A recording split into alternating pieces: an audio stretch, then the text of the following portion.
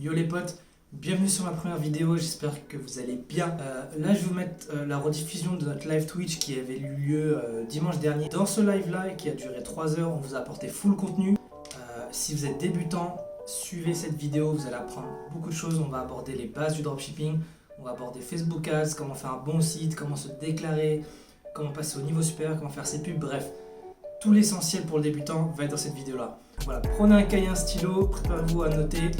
C'est parti. Bon les gars, déjà merci d'être là, vous êtes 190, vous avez activé le notif et tout, lourd. Comme je l'ai dit, ce live va être orienté débutant, même si vous avez commencé un peu, je pense qu'on a moyen de vous apporter beaucoup de valeur. Le live, ça va être environ 1h30, 2 heures de présentation, et ensuite on fera une session de questions-réponses de 30 minutes. On invitera Kempe et Fouad, deux gros tueurs du dropshipping, et pas que.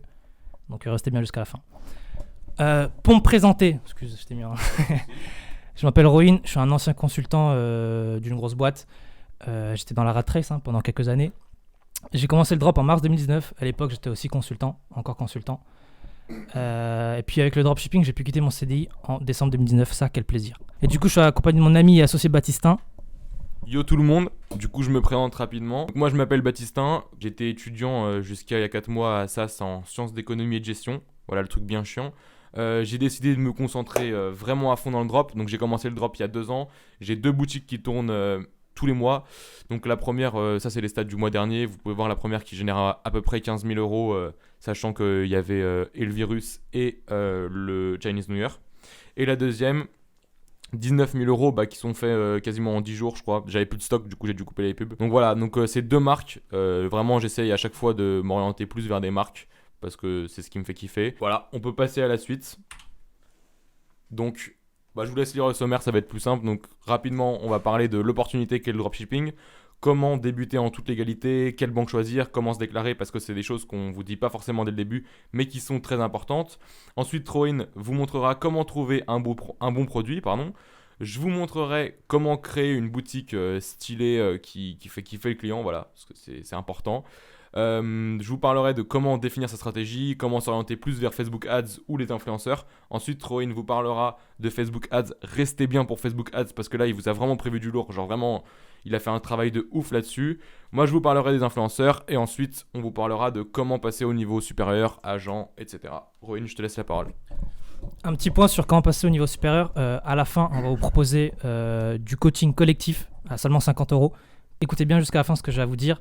En gros, on se posait la question, Baptistin et moi, comment est-ce qu'on pourrait accompagner les débutants, parce qu'on kiffe faire ça en vrai, on kiffe former les gens et on se voyait pas proposer du coaching à 200 euros parce que c'était trop cher.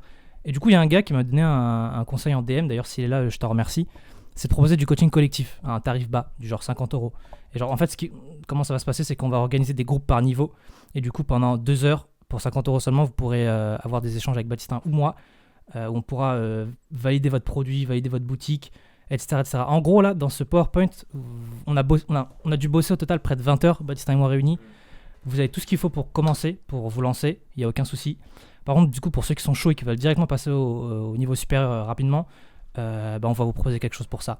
Mais sinon, je le répète, vous n'avez pas besoin de coaching. Si vous êtes chaud et que vous avez les moyens, suivez ce PowerPoint, etc., prenez des notes et go, lancez-vous. Je fais une petite aparté pour commencer sur l'opportunité. Parce qu'il y en a plein qui me demandent est-ce que le dropshipping ça marche toujours en 2020 ? Oui, par contre il se professionnalise. Donc c'est-à-dire qu'on peut plus faire de la merde, on doit avoir des pubs quali, on doit faire un site propre, etc. On peut plus simplement faire une boutique généraliste, balancer une pub d'un concurrent copier-coller et espérer avoir des retours. Je vais insister sur le fait de passer à l'action. Là aujourd'hui on vous propose du contenu, vraiment du pur contenu, on va vous montrer vraiment concrètement. Si vous voulez nous remercier, si vous avez la moindre reconnaissance de notre travail, faites quelque chose, passez à l'action, tentez un truc. Même si vous perdez, prenez 300-400 euros de côté, misez-les, jouez-les. Au pire, vous perdez, vous irez pas en week-end à Nice. Et dans le meilleur des cas, vous gagnez et vous pourrez partir à Los Angeles 1 an après. Donc vraiment, faites-le. Si vous avez ça de côté, faites-le, misez-le et envoyez-nous vos meilleurs screens. Ce sera le meilleur moyen de nous remercier. Comment débuter en toute légalité ? Alors ça, c'est quelque chose que d'habitude, je sais que sur YouTube, il n'y a pas beaucoup de vidéos là-dessus, je crois, à ce sujet. Donc on a décidé d'en parler. Qu'est-ce que je vous conseille ? Pour commencer, je vais parler surtout pour les Français. Je ne sais pas s'il y a des étrangers, des Suisses, des Belges ou des gens d'autres pays. Je vous avoue que sur les autres pays, je ne connais pas trop la législation et comment ça se passe. En tout cas, pour la France, pour débuter, on a le statut d'auto-entrepreneur que propose l'État, qui est vraiment un statut super parce que pour les 2 premières années, vous payez seulement 4% d'imposition. En fait, avant, vous deviez demander l'ACRE pour payer seulement 4% d'imposition. Et maintenant, c'est automatique dès que vous ouvrez un statut. Et que vous avez en dessous de 30 ans, je crois, ou quelque chose comme ça. Surtout, vous avez quand même 86 000 euros de plafond, donc ça permet vraiment de faire des premiers tests qui sont assez conséquents parce que 86 000 euros, c'est une somme. Pour faire ça, tout simplement, vous allez sur le site auto-entrepreneur.ursaf.fr. Ensuite, vous faites démarrer l'activité, créer mon auto-entreprise. Petite précision, pas mal de gens se demandent quelle est l'activité en question. L'activité en question, c'est Internet, vente sur catalogue général. Alors, c'est peut-être pas forcément ça, peut-être que ça a changé, mais en tout cas, c'est quelque chose où il y a catalogue général, ou vente sur Internet, ou e-commerce, quelque chose comme ça. Ensuite, je vous conseille de choisir les déclarations trimestrielles parce que c'est le plus simple. Et comment ça marche ? Il n'y a pas de chèque à envoyer par la poste, tout ça. Parce que c'est vrai que je pense que la plupart d'entre vous sont assez jeunes comme nous. Et du coup, sont pas forcément à l'aise avec les chèques, tout ça. Donc c'est très simple. En fait, vous allez sur le site, vous rentrez le chiffre d'affaires, il vous donne une facture, vous payez par carte ou par virement comme vous voulez et fini. Donc voilà pour le statut. Ensuite, quelle banque choisir ? Moi, j'utilise la banque N26. Vous avez mon petit code de parrainage ici. Alors, pour les haters, restez tranquilles. Je vais juste gagner 15 euros et vous gagnerez 15 euros aussi. Si vous n'avez pas envie de me faire gagner 15 euros et de gagner 15 euros, le faites pas. Ça ne me changera pas ma vie, honnêtement. Mais voilà. Donc, pourquoi j'utilise N26 ? Tout simplement parce que c'est une banque en ligne. On a également Revolut, qui est vraiment pas mal, et Conto, qui est assez similaire. Moi, j'ai eu un problème avec Revolut l'année dernière, donc j'utilise plus Revolut parce que j'ai pas aimé le service client, tout ça. N26, j'en suis très content. Pourquoi une banque en ligne ? Tout simplement parce que quand vous allez faire du dropshipping ou du e-commerce en général, vous allez avoir des transactions à l'étranger tous les jours. Donc que ce soit pour payer Facebook, par exemple, vos publicités, ce sera en Irlande. Pour payer Alibaba, c'est à l'étranger, bien entendu.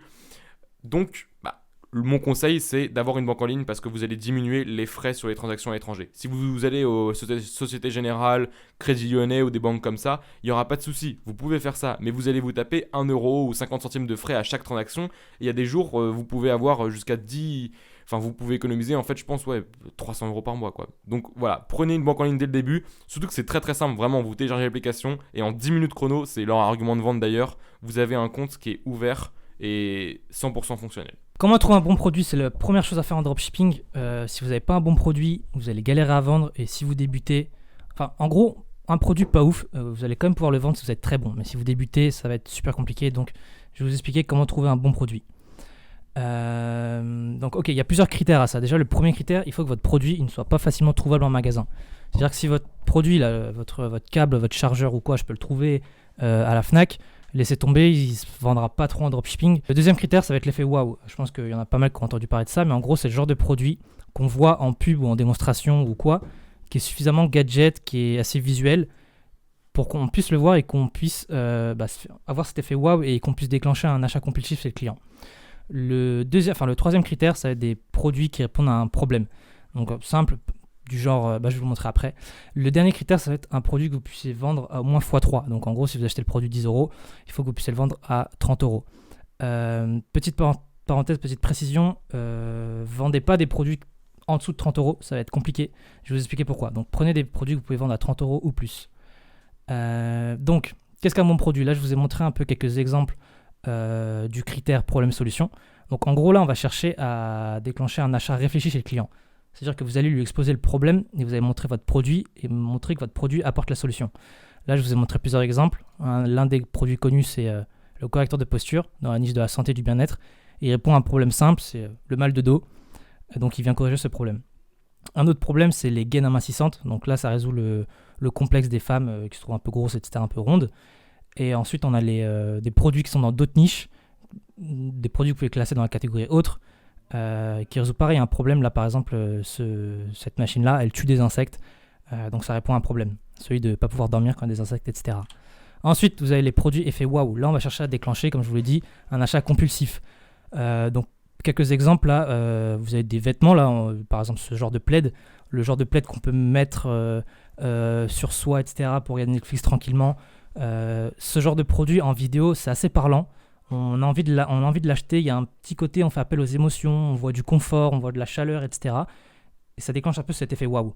Après, vous avez des éléments de déco. Là, par exemple, vous avez la veilleuse lumineuse comme ça sous forme de lune. Pareil, c'est assez beau. Les photos là-dessus, vous pouvez faire de belles photos, de belles vidéos.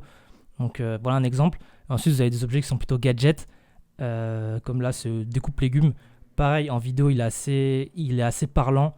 Il y a toujours cet effet waouh. Et en plus de ça, ce produit-là, il répond à un petit besoin, celui de couper les légumes plus rapidement. Et du coup, ça me fait une magnifique transition. C'est que pour moi, un bon produit, un winner, c'est un produit qui répond à ces deux critères-là. Qui soit à la fois waouh, on voit la vidéo, on se dit ah ouais, stylé, genre j'aimerais bien la voir. Et en plus de ça, il répond à un besoin. Là, vous avez quelques exemples de produits assez connus. Là, vous avez les cils magnétiques. Donc, ça répond à un problème, celui des femmes qui veulent avoir un cil plus long, mais pas forcément se maquiller ou pas forcément rajouter d'extensions. Donc, il y a ce produit-là. Et en plus, il est waouh parce que il est magnétique. Donc, on a juste à le poser. C'est plus rapide, c'est super simple. Ça marche bien. Ensuite, on a d'autres produits là, que Cocolab vend. C'est un kit de blanchiment dentaire. Donc, c'est un truc connecté, technologique. C'est waouh parce que voilà, c'est technologique, c'est rapide, c'est pas cher. Et ça répond à un problème, celui du complexe des gens qui ont des dents pas blanches et qui veulent les blanchir facilement. Et ensuite, on a ce genre de produit. Là, c'est un masseur anti-courbature, en gros. Donc, ça répond à un problème, celui des courbatures. Ça peut soigner les courbatures. Et en plus de ça, c'est pratique, c'est portable, c'est visuel. Donc, ça, ce petit côté waouh. Donc, si je récapitule, vous avez le critère problème-solution. Donc, là-dessus, c'est des produits que vous pouvez vendre facilement s'ils répondent vraiment à ce problème-là. On va chercher à déclencher un achat réfléchi. Le client va se dire, ok, il me faut ce produit. J'ai ce problème-là, il me faut ce produit. Ensuite, vous avez des produits effets waouh, visuellement surprenants, qui sont assez pratiques, assez gadgets. On cherche à déclencher un achat compulsif. Vous combinez les deux et vous avez un produit winner. Un produit qui répond à un problème et qui est à la fois waouh. On va pouvoir aussi déclencher un achat compulsif en plus d'un achat réfléchi, si c'est bon. Et ensuite, je vous ai parlé du prix, 30 euros. Pourquoi est-ce que je dis 30 euros ? Parce qu'en ce moment, enfin depuis quelques mois, Facebook est plus compliqué qu'avant. Donc en gros, enfin plus compliqué, c'est relatif. Mais en gros, pour acquérir un client sur Facebook, votre pub va vous coûter aux alentours de 10 euros. Ça dépend des gens, mais aux alentours de 10 euros. Donc en gros, votre CPA, donc votre coût par acquisition d'un seul client, va être de 10 euros. Je répète, pour acquérir un client, vous allez à peu près dépenser 10 euros. Donc si vous vendez un produit à 20 euros et que vous dépensez 10 euros pour acquérir ce client-là, vous allez galérer. Donc essayez de trouver des produits que vous pouvez vendre à 30 euros minimum. Et donc en gros, 30 euros minimum, et gardez en tête qu'il doit vous faire un x3. Donc si votre produit vous l'achetez 20 euros, vous devez le vendre minimum 60 euros. Parce qu'en gros là je vous ai mis la répartition un peu des coûts et de votre marge. Un tiers va partir dans la pub, un tiers va partir dans le coût d'achat du produit environ, et un tiers ça va être votre marge que vous allez diviser dans les impôts, dans ce que vous déléguez, les applications, etc. etc. Donc gardez ça en tête. Je fais un x2 sur mon produit, voilà. Minimum x3, c'est le minimum. Comment trouver maintenant ces produits ? La première méthode, la classique, fouiller les marketplaces, AliExpress, Amazon, passer du temps là-dessus. Tôt ou tard, vous pourrez peut-être trouver un produit. Donc, première méthode. Deuxième méthode, celle que j'utilise pas mal, c'est l'extension Turbo Ad Finder. En gros, c'est une extension sur Google Chrome qui vous permet de désactiver tout sur Facebook, sauf les pubs. Donc, en fait, vous avez juste à scroller et vous verrez des pubs sur Facebook. Petite astuce, dès que vous voyez une pub qui vous semble être du dropshipping, likez la pub, commentez la pub, cliquez sur le bouton en savoir plus ou acheter, fouillez un peu le site, ajoutez l'article au panier, commencez à payer mais ne payez pas. Et au bout d'un moment, à force de faire ça, Facebook va vous considérer comme étant un acheteur actif.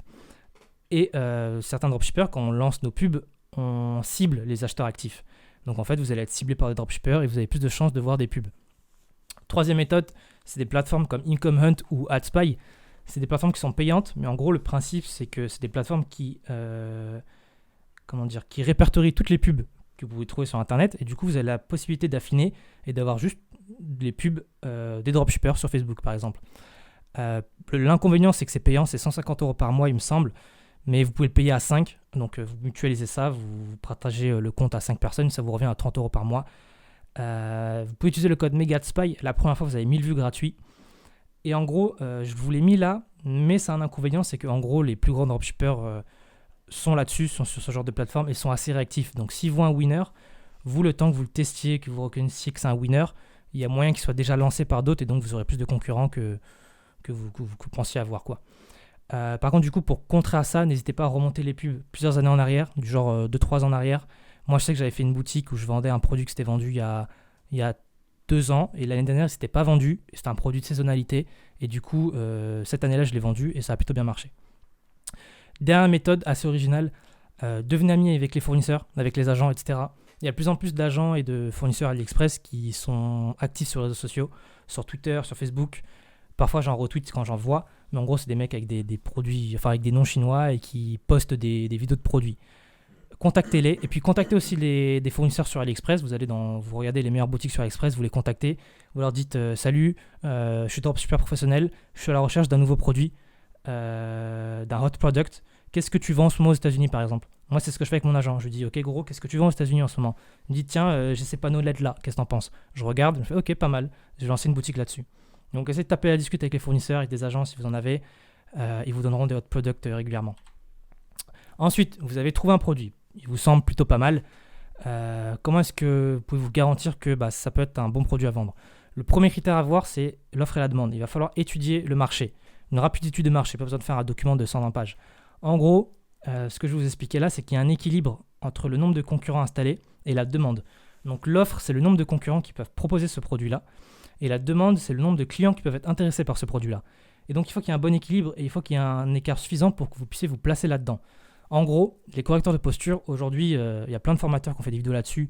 Donc les correcteurs de posture, il y en a plein qui vendent ça. Et au final, même s'il y a beaucoup de gens qui ont des problèmes de dos, au final, il y a plus de personnes. Enfin, il n'y a pas plus de personnes, mais il y a trop d'offres par rapport à la demande. Donc on a un marché qui est trop concurrentiel, qui est trop difficile, qui est saturé, on peut dire. Les vêtements, c'est pareil. Tout le monde, tous les humains peuvent s'habiller, mais par contre, il y a tellement d'entreprises qui vendent des vêtements que ça peut être compliqué. Donc en gros, il va falloir étudier le marché, il va falloir étudier combien de personnes il y a sur le marché, voir un peu quelle est l'équipe de cette offre et la demande. Regardez un peu combien de personnes peuvent être intéressées versus combien de personnes sont sur le marché. Pour ça, vous faites une recherche sur Google, vous tapez le produit, vous allez sur Facebook, vous tapez le nom du produit, vous allez dans les vidéos, vous regardez combien de vidéos il y a sur le truc, etc. etc. Quelques exemples. S'il y a une poignée d'acteurs, mais qui sont bien installés, comme par exemple le marché de la balance connectée, on a FitTrack, on a d'autres boîtes américaines, françaises, etc. C'est un marché que je vais déconseiller parce qu'on a une poignée d'acteurs, on en a peut-être 5, mais ils sont tellement bien installés que pour vous, ça va être compliqué de vous faire une place, surtout pour un débutant. Un autre cas que je déconseille, c'est en gros, vous trouvez un produit, vous tapez le produit sur Google et vous trouvez qu'il n'y a personne qui vend ça.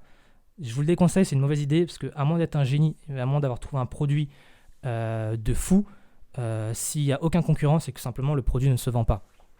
Ensuite, un cas que je vais conseiller, il y a quelques acteurs qui sont installés sur votre marché, 5, 6, 7, peu importe, mais par rapport à votre étude, la demande est quand même forte. Là, c'est un truc que je vais conseiller, c'est-à-dire qu'en fait, c'est des marchés, c'est des niches où on peut vendre beaucoup de produits.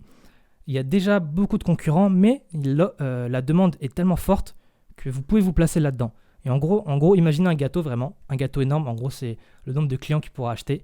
Il y a plein de concurrents qui prennent leur part, mais le gâteau est tellement énorme que vous pouvez même prendre une petite part, ça vous fera 10 000 € de chiffre d'affaires par mois.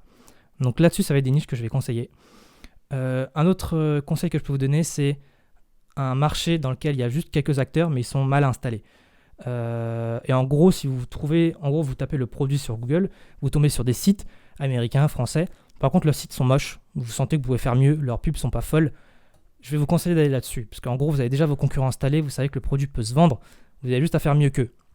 Moi, pour raconter une petite histoire, c'était mon cas. C'est sur ma boutique principale qui tourne encore aujourd'hui après 1 an.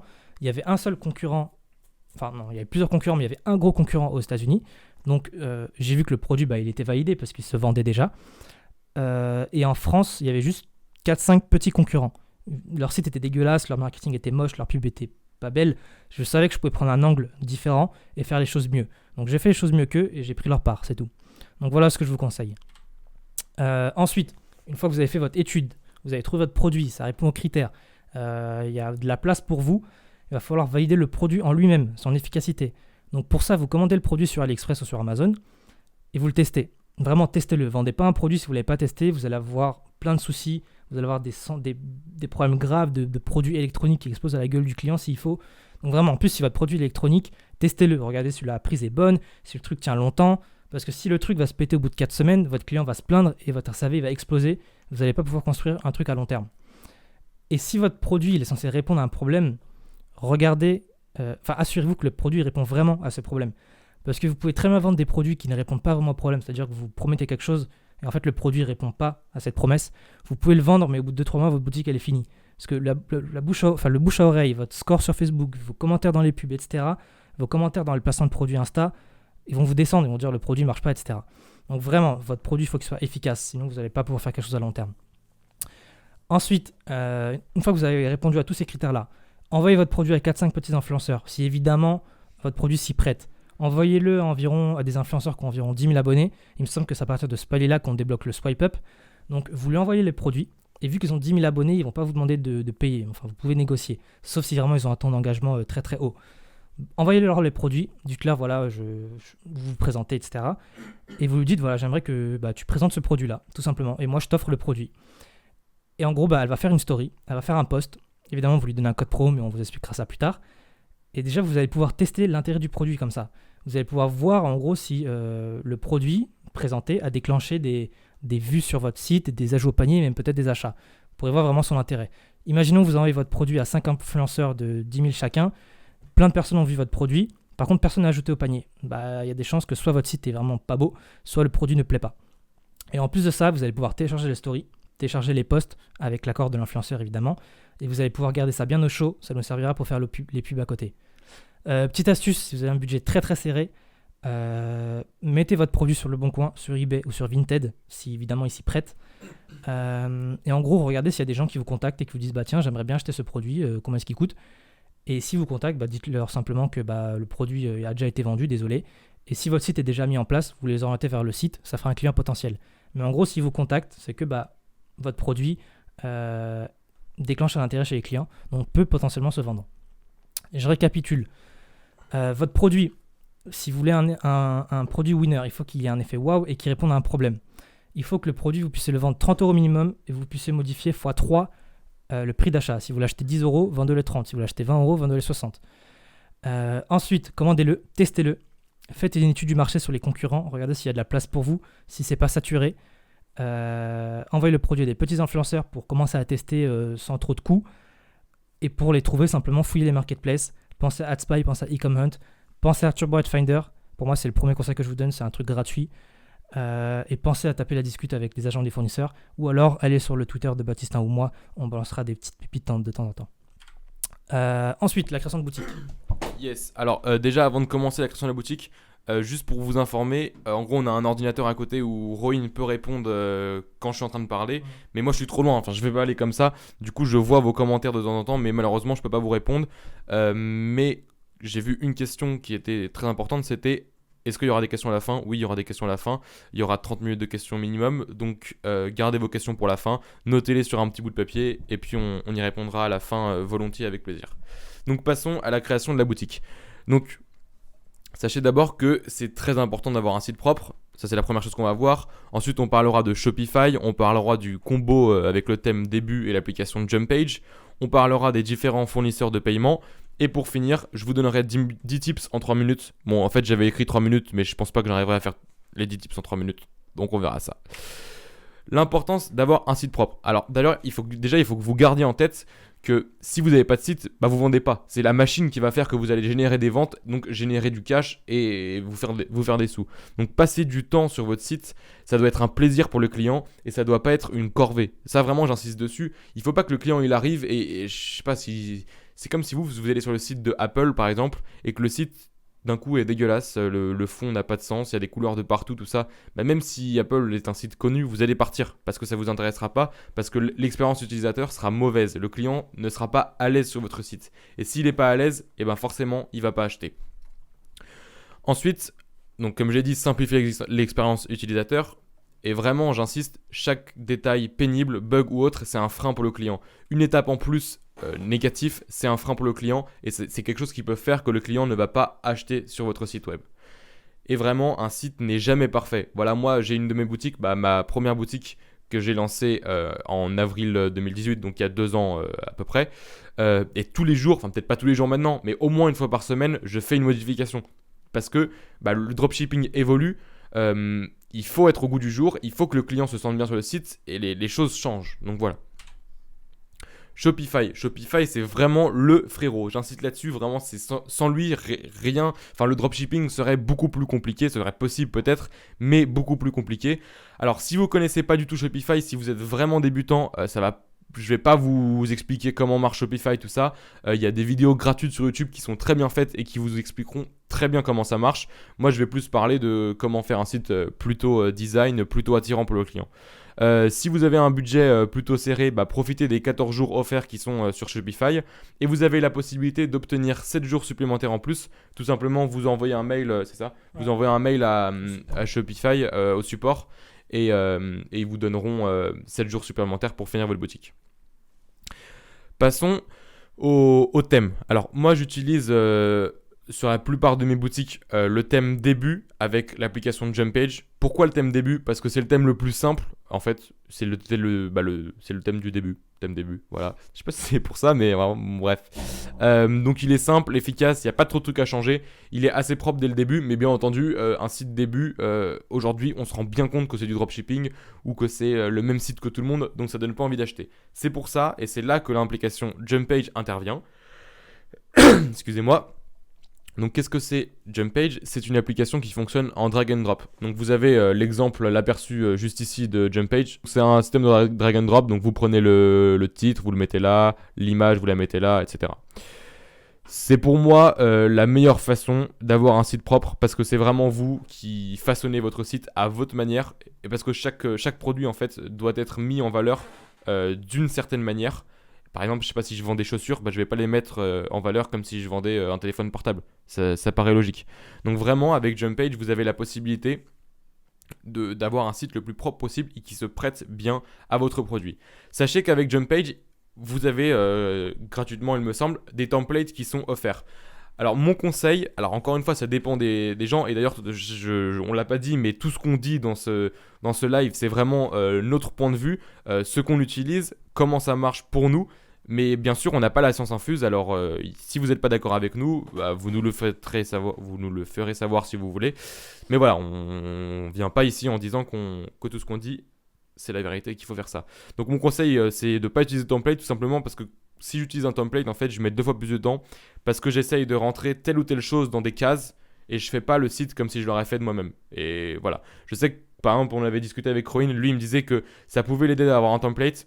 Alors, je dis pas qu'il faut pas s'inspirer de quelque chose. Vous pouvez avoir un modèle, tout ça. Mais moi, j'utilise pas de modèle directement sur Jumpage parce que ça me perturbe vraiment et parce que j'ai pas l'impression d'être libre, en fait. J'ai l'impression de juste de remplir des trous. Au niveau du design, première chose.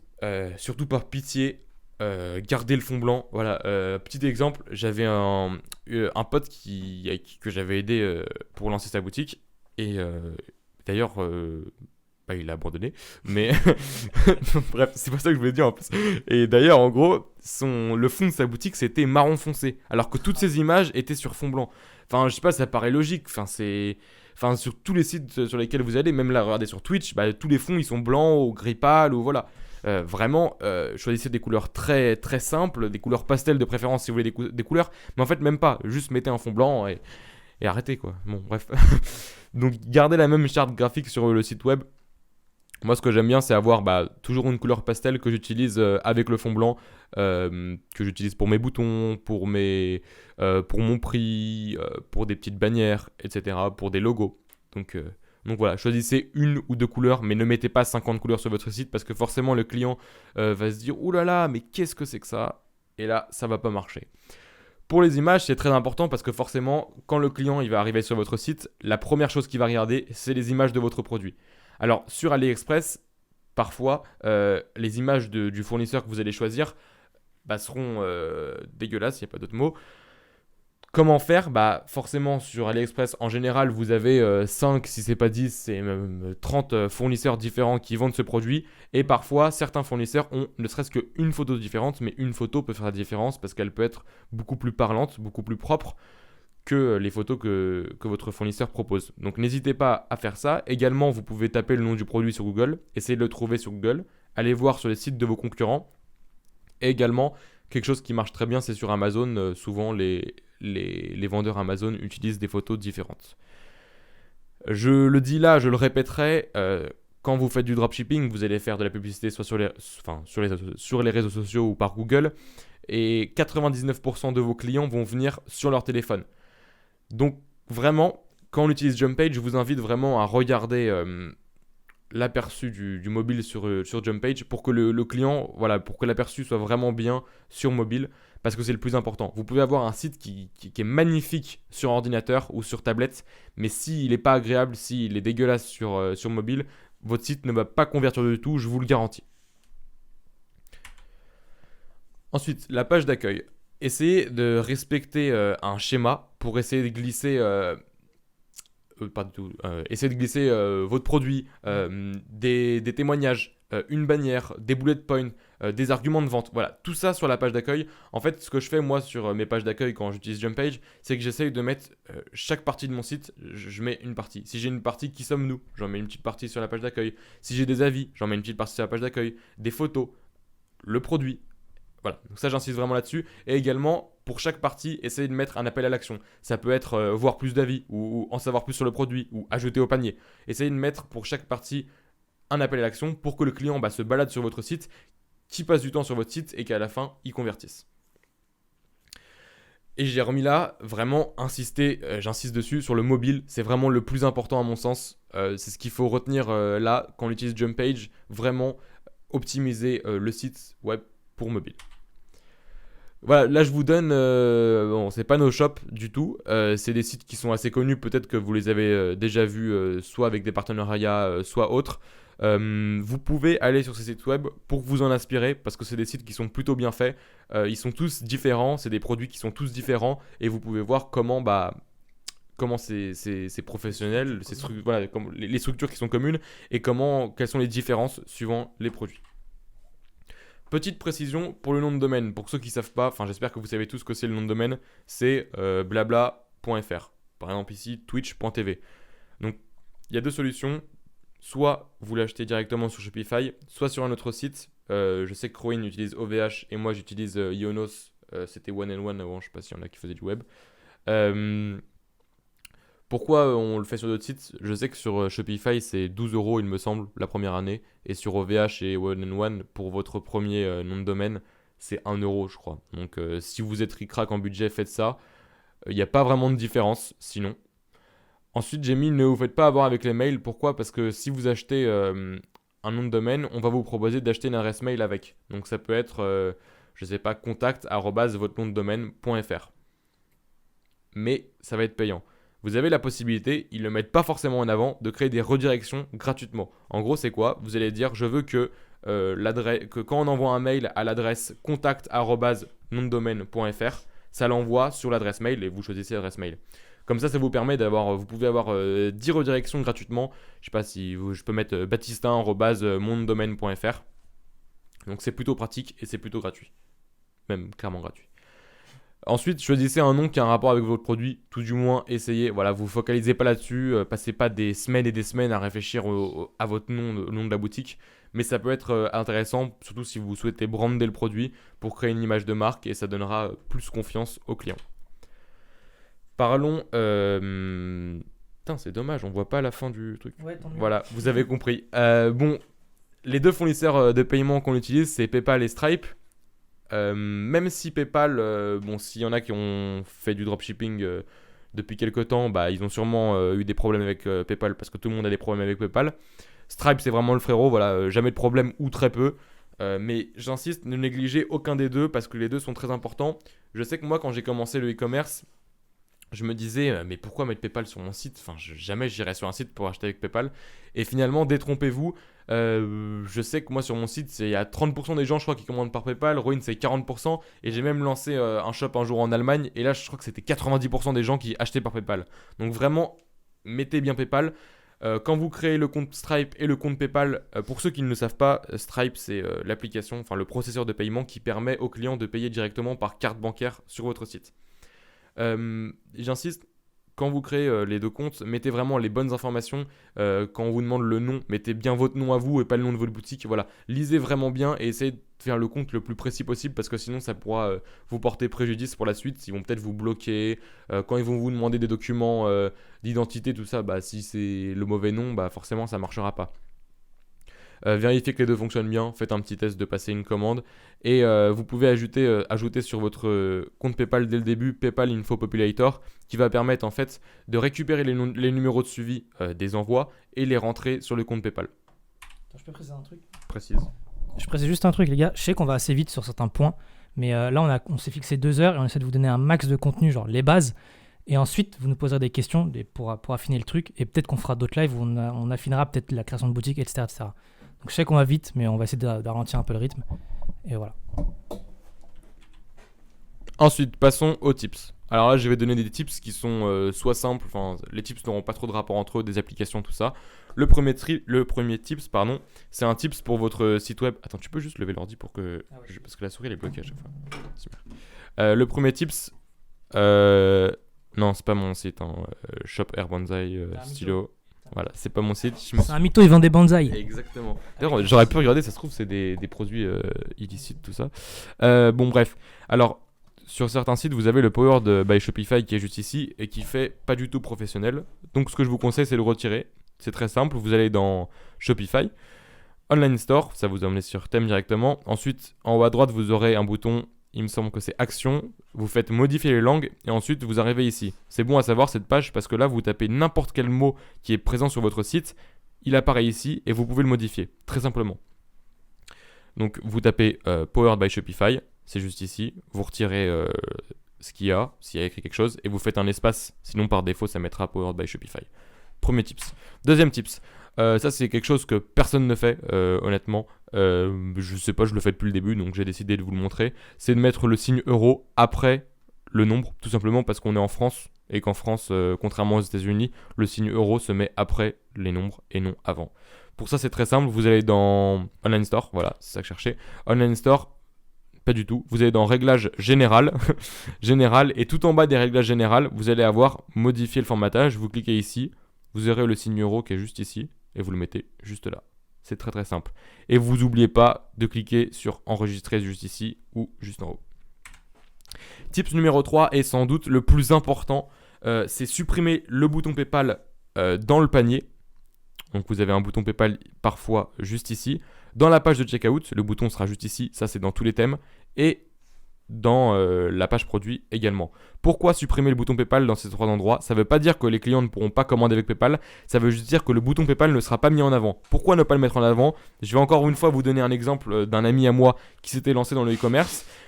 Il lance ses pubs et il m'appelle en urgence en me disant « Ouais, tu peux venir voir sur mon site s'il te plaît, je comprends pas, les gens ils peuvent que payer que par PayPal. » Je vais sur son site, je regarde, je lui dis « Bah non, je comprends pas. » Et il me dit « Bah si, regarde, il y a écrit PayPal partout. » Je dis « Non, ça n'a rien à voir en fait. C'est juste que je pense que, enfin d'ailleurs c'est sûr que c'est ça, PayPal ont des partenariats avec Shopify pour être mis en avant. Mais donc voilà, c'est important de le retirer parce qu'il y a certains clients qui n'ont pas de compte PayPal et du coup qui veulent payer par carte bleue. Et là on a vraiment l'impression qu'on peut payer que par PayPal. Donc pour ça j'utilise une application parce que je sais pas coder ça. Enfin d'ailleurs c'est beaucoup plus simple. Elle coûte 99 centimes. Donc voilà, vous n'avez pas grand chose à perdre. Surtout que vu les sous que ça va vous rapporter en plus, voilà, même si vous faites une vente, bon bref, là n'est pas le sujet, je vous conseille vraiment ça. L'application s'appelle Hide PayPal, c'est très simple, vous la téléchargez, vous faites retirer le bouton, et là, il supprime par magie. Tips numéro 4, modifier dans la page de panier, ça c'est une page de panier, vous allez avoir sans doute la mention ici, taxes, livraison et taxes calculées à la caisse. Ou alors tax include ou quelque chose comme ça. Donc qu'est-ce que vous faites? Vous retenez bien ce qui est écrit ici. Comme je vous ai appris tout à l'heure, vous allez dans Online Store, modifier les langues. Ici, vous tapez tout simplement ce qui est écrit juste là d'origine. Et ensuite, vous mettez... moi, je sais que j'offre la livraison sur cette boutique-là que j'ai pris un exemple. Donc j'ai écrit livraison offerte. Ou vous écrivez paiement 100% sécurisé. Ou quelque chose comme ça. Ensuite, tip numéro 5, mettez des upsells. Voilà, certains sites ne sont rentables que grâce aux upsells. Et ça c'est vraiment vrai parce que ça va pouvoir augmenter le panier moyen sur votre site web et ça n'a pas de valeur en fait. Si vous mettez pas d'upsell, vous perdez, vous pourriez gagner des sous sans un centime de plus, juste on vous donnerait des sous. Donc si vous mettez pas d'upsell, c'est juste que vous refusez de prendre des sous. Pas très logique. Si vraiment pour votre produit il n'existe aucun upsell en rapport... Ah, c'est quoi un upsell? Alors tout simplement c'est quand tu vas... si ton produit, je sais pas, je vends un livre sur mon site. Donc j'ai mon site, je vends un livre. Quand je vais ajouter au panier, on va me proposer un autre produit. Ce sera un upsell. Je sais pas, ça peut être une lampe pour lire dans le noir. ou quelque chose comme ça. Donc c'est ça un upsell, c'est un produit qui a un rapport avec ton produit, un produit que tu peux mettre sur ton site et qui va s'accorder avec ce produit et que du coup potentiellement le client est vraiment susceptible d'acheter. Également, si vraiment votre produit, je ne sais pas, vous vendez quelque chose de très très très précis et que vous n'avez pas du tout de produit en rapport avec ce produit qui existe, et bien tout simplement vous pouvez faire une offre en vendant, je sais pas si j'en prends deux, j'en ai trois, j'en ai un troisième offert ou quelque chose comme ça. Ça marche vraiment. Vous pouvez même mettre pour 10 trucs, on en offre deux ou tout ça. Moi sur un de mes produits, j'ai pas d'upsell disponible, du coup je propose ça d'en acheter plus à un coût inférieur et ça marche vraiment bien. J'ai des gens qui m'achètent 7, 8, 10 produits parfois. Et mettez-les dès le début parce que ça vous permettra de voir dès le début si vous pouvez être rentable ou non. Donc voilà, ensuite faites une FAQ complète, ça peut rassurer le client, ça peut lui donner confiance et surtout ça vous évitera des mails. Ça c'est juste des petits exemples de ce que je vous conseille de mettre dans la FAQ. Indiquez clairement les délais de livraison, voilà, si c'est 11 à 17 jours en général sur AliExpress c'est ça, bah mettez-le clairement, ne mentez pas à votre client. Indiquez les méthodes de contact, comment on peut vous envoyer un mail, quelles sont les infos pour les retours, quelles sont les... pas les règles, les prérequis, les conditions, voilà exactement, les conditions de retour, comment annuler sa commande, etc. Moi j'utilise Bold Upsell. Il y a aussi Upsell X, mais elle est un peu plus chère. Mais Bold Upsell fait vraiment le taf. Discount pricing. Ouais, mais elle je l'aime pas du tout. Dis-le parce que je pense qu'on m'entend pas. Il y a aussi Discount Pricing, mais moi je l'aime vraiment pas, du coup je l'utilise pas. Mais je crois que tu utilises comme moi Bold Upsell. Ouais. Non, je dis discount pricing aussi. Ah ouais, ok. Bon bah voilà, faites un tour. Sinon vous tapez juste dans la barre de recherche sur les applications Shopify Upsell. Donc pour la FAQ, voilà des petits exemples. Ensuite, c'est toujours pas mon site. J'aimerais bien. Donc faciliter au client le suivi de son colis. Tout simplement parce que s'il a accès rapidement au suivi de son colis, il vous renverra pas un mail pour savoir où est son colis et ça vous fera pas une perte de temps supplémentaire. Donc vous pouvez mettre par exemple un onglet comme Magnetic SL le fait ici, un onglet pour juste où le client rentre son numéro de suivi. Par exemple avec l'application TrackR juste ici, ça permettra au client de suivre son colis très rapidement. Dans les mails, automatiquement, de toute façon, le numéro de suivi lui est envoyé. Avec SMS Bump, une application que je présenterai juste après, vous pouvez envoyer le numéro de suivi. Et également, les informations de suivi, si le client a payé avec PayPal, seront disponibles sur son compte directement, si vous avez bien sûr rentré l'application PayPal Info Populator. Ensuite, tips numéro 8, les descriptions. Ça, c'est vraiment le plus important. Il faut vraiment pas le négliger. Même si vous avez un multiproduit, que ça va vous prendre plusieurs jours, voire plusieurs semaines de faire des descriptions complètes. Description de produit, ouais, surtout. Faites-le. Moi, pour vous donner un petit exemple, sur ma première boutique, donc c'est vraiment une marque. J'ai plein de produits. Donc au début, j'en avais plus de 100. Maintenant, un peu moins. Et vraiment, le jour où j'ai travaillé toutes les descriptions, j'ai vraiment vu un changement au niveau des ventes. Donc vraiment, dès le début, concentrez-vous là-dessus. Mettez-vous dans la peau de votre client et il faut... Rowan vous a dit tout à l'heure que c'était important que votre produit résoudre un problème. Et s'il n'en résout pas un, trouvez un problème. Chaque produit résout un problème. Ce stylo, il répond à un problème. J'ai besoin d'écrire, j'ai pas de stylo. Fin de la discussion. Un problème bidon comme ça et vous insistez dessus pour que le client il se dise « Putain, mais si j'ai pas ce stylo, comment je vais faire pour écrire ?» Voilà, c'est tout simple, c'est tout bête, mais psychologiquement, le client il va beaucoup plus avoir tendance à acheter.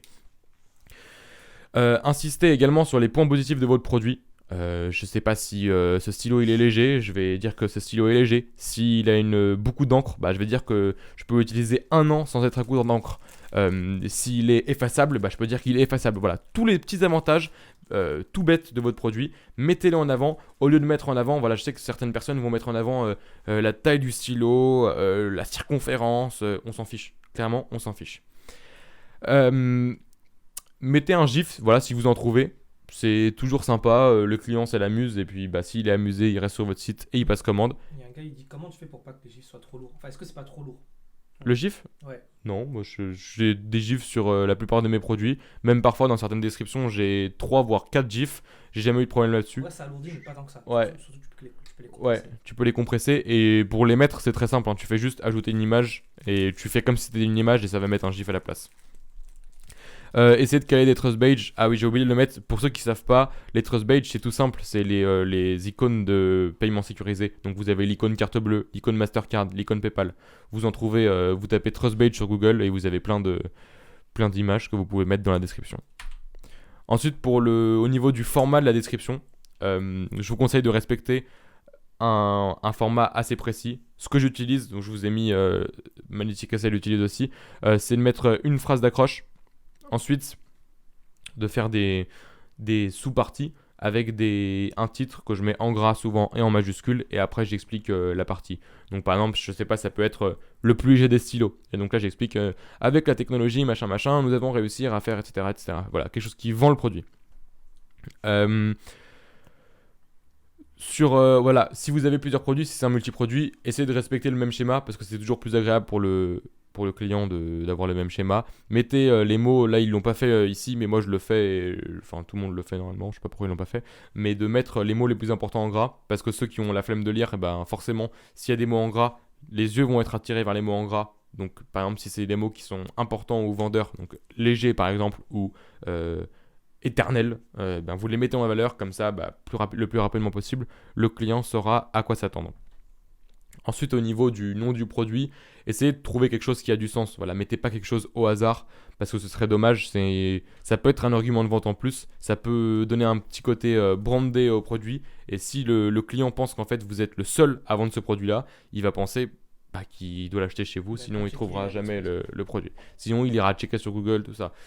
Donc vraiment, le nom du produit, encore une fois, c'est comme le nom du site, ne vous attardez pas trop dessus, mais passez quelques instants pour y réfléchir. Ensuite, mettez des avis. Je conseille au moins 15 avis par produit. Après, ça c'est moi qui le dis. Si vous pouvez en mettre 60 ou 200, tant mieux. Si vous en mettez que 5, c'est pas grave. Pour les avis, mettez de tout. Mettez pas que des avis 5 étoiles, sinon le client, forcément, il va pas y croire. Mettez des avis négatifs, mais réfléchis. Mettez pas des avis où ils disent la pire commande du monde, cet stylo n'écrit pas, tout ça, c'est débile. Mais mettez, je sais pas, la circonférence est plus longue, voilà, des trucs où les gens ils vont se dire c'est des gens chiants, mais finalement le stylo c'est vrai qu'il est pas mal, tout ça, ils vont regarder les autres commentaires. Voilà, Ça montre la crédibilité. voilà, ça monte la crédibilité et ça donne plus confiance au client. Donc pas que des 5 étoiles, et surtout, un truc important, mettez des photos, ça donnera encore plus confiance au client.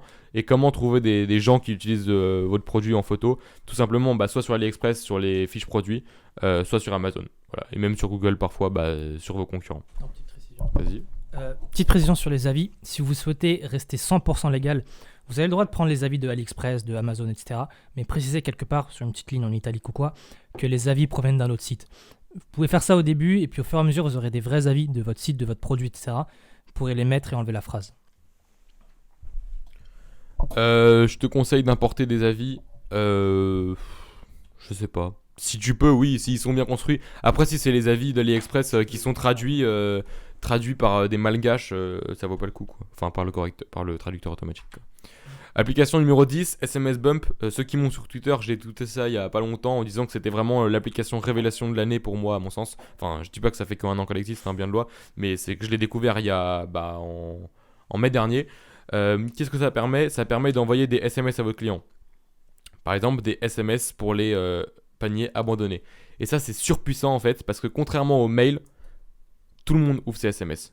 Parfois, les gens n'ouvrent pas leur mail, ou parfois le mail va dans l'onglet promotion, mais quand vous recevez un SMS, il sera en premier. Voilà, il n'y a pas de doute, et là, forcément, le client va l'ouvrir. Je sais pas pourquoi je regarde là, j'ai l'impression de leur parler là, alors que c'est pas du tout.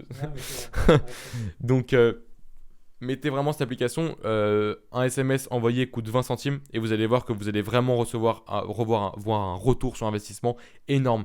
Vous pouvez taper des ROS, qu'est-ce que c'est un ROS? Retour on ad spent, donc en gros c'est le retour en investissement. Si j'ai un ROS de 3, ça veut dire que pour 1 euro dépensé, je récupère 3 euros. Et vraiment, vous pouvez avoir des ROS de fou, mais vraiment, j'ai jamais vu ça. Et je n'ai pas de partenariat avec cette application, on n'a même pas de code affilié, mais vraiment c'est la best des best. Ouais, voilà, si vous ne mettez pas, vous perdez vraiment des sous bêtement parce que vous payez au SMS envoyé et non au mois, donc forcément ça va convertir. Ensuite, on passe à comment définir sa stratégie. Alors, il existe beaucoup d'autres méthodes que les influenceurs et Facebook Ads, notamment Snapchat Ads, Google Ads, TikTok maintenant. On va pas en parler aujourd'hui parce que le live, on veut qu'il dure entre 1h30 et 2h et on n'aura pas le temps. On va vous parler de ce qu'on utilise principalement et ce qui est le plus simple à mon avis pour débuter. Donc d'abord les influenceurs. Tout simplement, si vous avez un produit qui est facilement présentable, avec un influenceur ça va être pas mal parce qu'il va pouvoir lui le mettre en avant. et le présenter à sa communauté. Si vous avez un produit qui répond pas forcément à un problème, mais surtout au coup de cœur, bah c'est vrai que ça va être beaucoup plus facile de vendre grâce à un influenceur parce que le client va être en confiance vu que la personne dont il est fan, je sais pas si c'est Karim Benzema, s'il est fan de Karim Benzema et que Karim Benzema lui présente les nouvelles chaussettes Nike, bah il va les acheter alors que pourtant elles répondent pas vraiment à un problème. Si on cherche, elles répondent à un problème parce que sans chaussettes, on peut pas faire de sport. Bref, petit aparté. Et surtout, bah, parfois, par exemple, si vous vendez des produits, je sais pas, si vous vendez des vis pour le mur, bah, vous n'avez pas forcément d'influenceurs qui pourront présenter votre produit à une cible en particulier. Vous n'avez pas d'influenceur électricien. Enfin, tout du moins, j'en connais pas. Il en existe sûrement. D'ailleurs, c'est sûr qu'il en existe. Facebook Ads, c'est vrai que si vous avez un produit qui répond à un problème, là, ça va être super simple. Genre, fini d'écrire avec les mains, écrivez avec un stylo. Je sais pas, parce qu'il n'y a pas vraiment de problème là-dessus, mais donc c'est vraiment, Facebook Ads, ça va vraiment être un moyen de promouvoir votre produit le plus simplement possible s'il répond à un problème. Ensuite, si vous avez des beaux visuels, soit des belles photos, soit des belles vidéos, bah, ça va vraiment être intéressant. Mais pour commencer, ce que je vous conseille, c'est de commencer les deux. Voilà, vous faites un peu d'influenceur, un peu de Facebook Ads, vous analysez les résultats, vous regardez lequel est le plus rentable, et si vous êtes débutant, vous focus là-dessus. Je me focus sur Facebook Ads à fond pendant 1, 2, 3 mois. Je fais à balle de Facebook Ads parce que en étant plus concentré sur une des stratégies, bah, vous allez être plus sérieux, vous allez avoir de meilleurs résultats que si vous faites un peu des deux. Rohin, je te laisse la parole. Juste petite précision, pour ce module, il a fait vraiment quelque chose de très intense. C'est vrai que je pense que c'est la partie la plus compliquée du live. Je pense que la meilleure solution, c'est essayer d'écouter si vous êtes débutant et vous re-regarderez le live pour faire les choses en même temps que Rohin le montre. Ce sera beaucoup plus simple. Ok, juste avant de passer au prochain module, j'espère que la vidéo vous plaît. C'était un live où on a passé beaucoup de temps à le travailler, on a dû passer au total 20 heures. Si vous avez appris des choses, si vous avez envie de nous remercier, lâchez un petit like, lâchez un petit commentaire, abonnez-vous à la chaîne, ça nous aidera à mieux référencer la vidéo et nous ça nous donnera plus d'encouragement pour vous proposer ce genre de vidéos régulièrement. Je vous embête pas plus, on peut passer au prochain module. Petite précision là sur Facebook Ads, sur le module Facebook Ads, c'est super long, enfin il y a beaucoup de choses à savoir. Là je vais vraiment axer pour débutants, donc vous allez apprendre la base. Première étape, va falloir créer votre compte Facebook. Donc vous créez votre page Facebook avec votre compte personnel si vous voulez. Et puis vous créez votre page Insta, comme ça c'est fait. Ensuite, vous allez sur le lien. Le lien en gros c'est le lien du Business Manager sur Facebook. En gros c'est l'endroit où vous allez pouvoir faire vos pubs sur Facebook. Ça va ressembler à l'écran là, à ça. Vous créez votre compte, etc. Vous mettez les infos, etc., etc. Ensuite, vous allez dans la molette en haut à droite et on va tout de suite faire les modifications. On va compléter les informations. Vous allez dans l'onglet compte et vous remplissez tout ce qu'on va vous demander. Alors l'information, etc., le nom, etc. Vous remplissez tout un max. Vous allez dans paiement et là, vous mettez votre moyen de paiement. Vous mettez votre CB, etc. Idéalement, mettez 2 moyens de paiement. Comme ça, si jamais vous avez atteint le plafond sur une carte, il y a l'autre qui remplace. Vous pouvez peut-être mettre votre carte ensuite PayPal, par exemple. Ça peut être bien. Première chose à faire, c'est d'installer le pixel Facebook. Le pixel, c'est quoi? Imaginez vraiment un bout de code, donc une image, on va dire une image transparente, qui va se placer à des endroits stratégiques de votre site. Et à chaque fois que la souris du client, son doigt, son regard ou quoi, va passer par cette image transparente, Facebook va l'enregistrer. Donc, c'est-à-dire que si je clique sur ajouter au panier, en vrai, je vais cliquer sur le pixel qui est derrière ça, Facebook va enregistrer l'ajout au panier. Je vais cliquer sur voir le produit, sur acheter, peu importe, Facebook va l'enregistrer. Donc, c'est important de l'avoir, c'est comme ça qu'on va collecter les données. Pour ça, vous restez dans votre page de settings, là, de réglage, vous allez dans source de données, vous allez dans pixel, vous cliquez sur ajouter un code à l'aide d'un partenaire d'intégration, et là, il va vous guider pas à pas sur Shopify. Il va vous dire, voilà, allez là-dedans, copiez ce code, mettez-le, et voilà. Donc, c'est assez simple à faire. Ensuite, petit cours sur le fonctionnement de Facebook Ads. Qu'est-ce que c'est Facebook Ads? En gros, c'est Facebook vous met à disposition ses données et son algorithme pour faire vos pubs. Avec Facebook Ads, vous allez pouvoir cibler différents profils assez précisément en fonction de plein de critères, en fonction de leur situation personnelle, en fonction de s'ils sont célibataires ou pas, en fonction de leur comportement, est-ce qu'ils achètent beaucoup, est-ce qu'ils aiment, peu importe. Vous allez même pouvoir les cibler en fonction de leur centre d'intérêt, c'est ça qui va être super efficace. On va pouvoir cibler des gens en fonction de ce qu'ils aiment. Si vous voulez cibler des sportifs, vous allez pouvoir cibler des sportifs. Donc c'est un outil super puissant, super précis, et vous allez pouvoir scaler votre produit rapidement. Scaler, en gros, c'est vous mettez 100 € au début de votre pub, rapidement vous vous retrouvez à 2000 € sur vos pubs, et vous avez vos ventes proportionnelles à ça.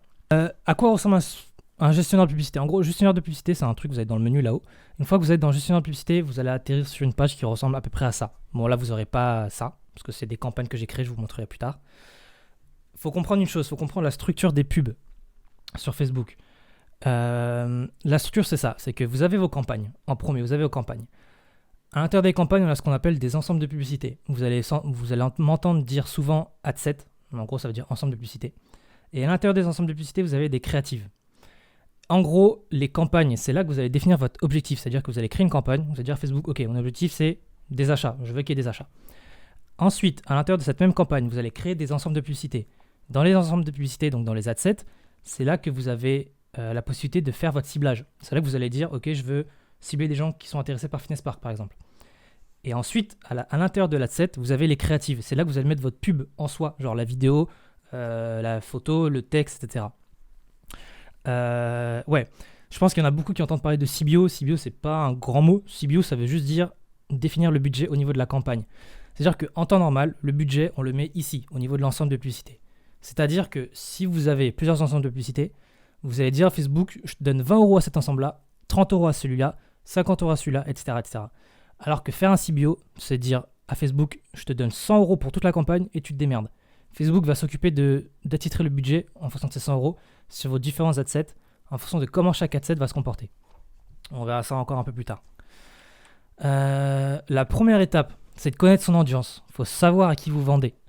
Pour ça, je vais vous demander de faire une liste de 10 intérêts. C'est-à-dire que si vous voulez vendre, par exemple, le produit qu'on a vu tout à l'heure, là, le masseur là, qui enlève les courbatures, à première vue, vous dites, ok, je vais cibler les sportifs. Donc, il va falloir trouver des intérêts autour de ça.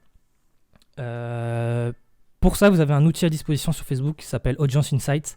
Pour ça, vous allez dans le menu là à gauche, en haut à gauche, et vous allez dans statistiques d'audience. Vous allez atterrir sur une fenêtre qui ressemble à ça, entre autres, et vous allez pouvoir affiner. En fait, Facebook va vous mettre à disposition des données qu'ils ont là. Vous allez pouvoir mettre sport, par exemple, et vous verrez plus tard à quoi ressemble votre audience intéressée par le sport. Est-ce qu'elle est plus féminine, masculine, quel âge, quels sont les intérêts liés à ça, qu'est-ce que ces gens-là aiment. Donc, vous n'hésitez pas à fouiller là-dedans pour connaître votre audience. Peut-être que vous allez vous rendre compte que les mecs intéressés par le sport, ils sont aussi intéressés par le McDo, par exemple. Donc, ça peut être cool. Donc, là, ce que je vais vous demander, c'est que vous avez votre produit en tête, vous voyez comment Facebook fonctionne. Je vais vous demander de faire j'ai mis une liste de 10 intérêts, mais je vais vous demander de faire une liste d'un maximum d'intérêts. Vous ouvrez un petit fichier Google, un petit Google Sheet ou un Excel, et vous notez plein d'intérêts. Dans une colonne, vous mettez le nom des intérêts. À droite, vous mettez la taille de l'audience.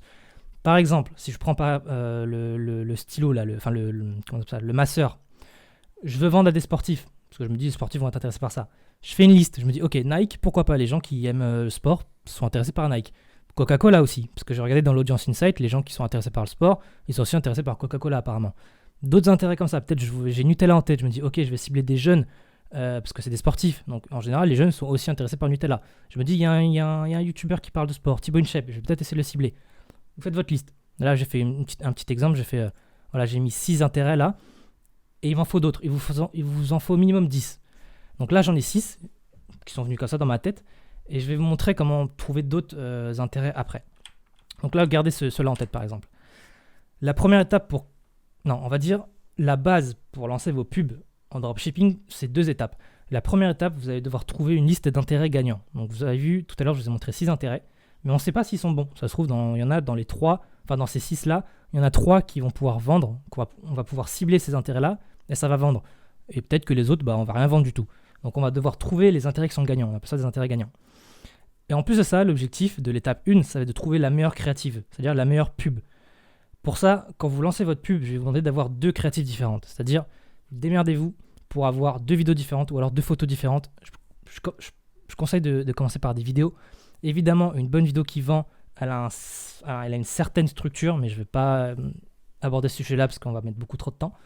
Mais ayez 2 pubs différentes, 2 vidéos différentes. Comme ça vous permettra plus tard de savoir quelle vidéo marche et pourquoi est-ce qu'elle marche. Et vous allez pouvoir l'améliorer pour qu'elle marche encore mieux. Donc, ayez 2 pubs différentes. Juste pour avoir vos pubs, soit vous tapez votre produit sur Google, sur YouTube, vous arrivez à trouver du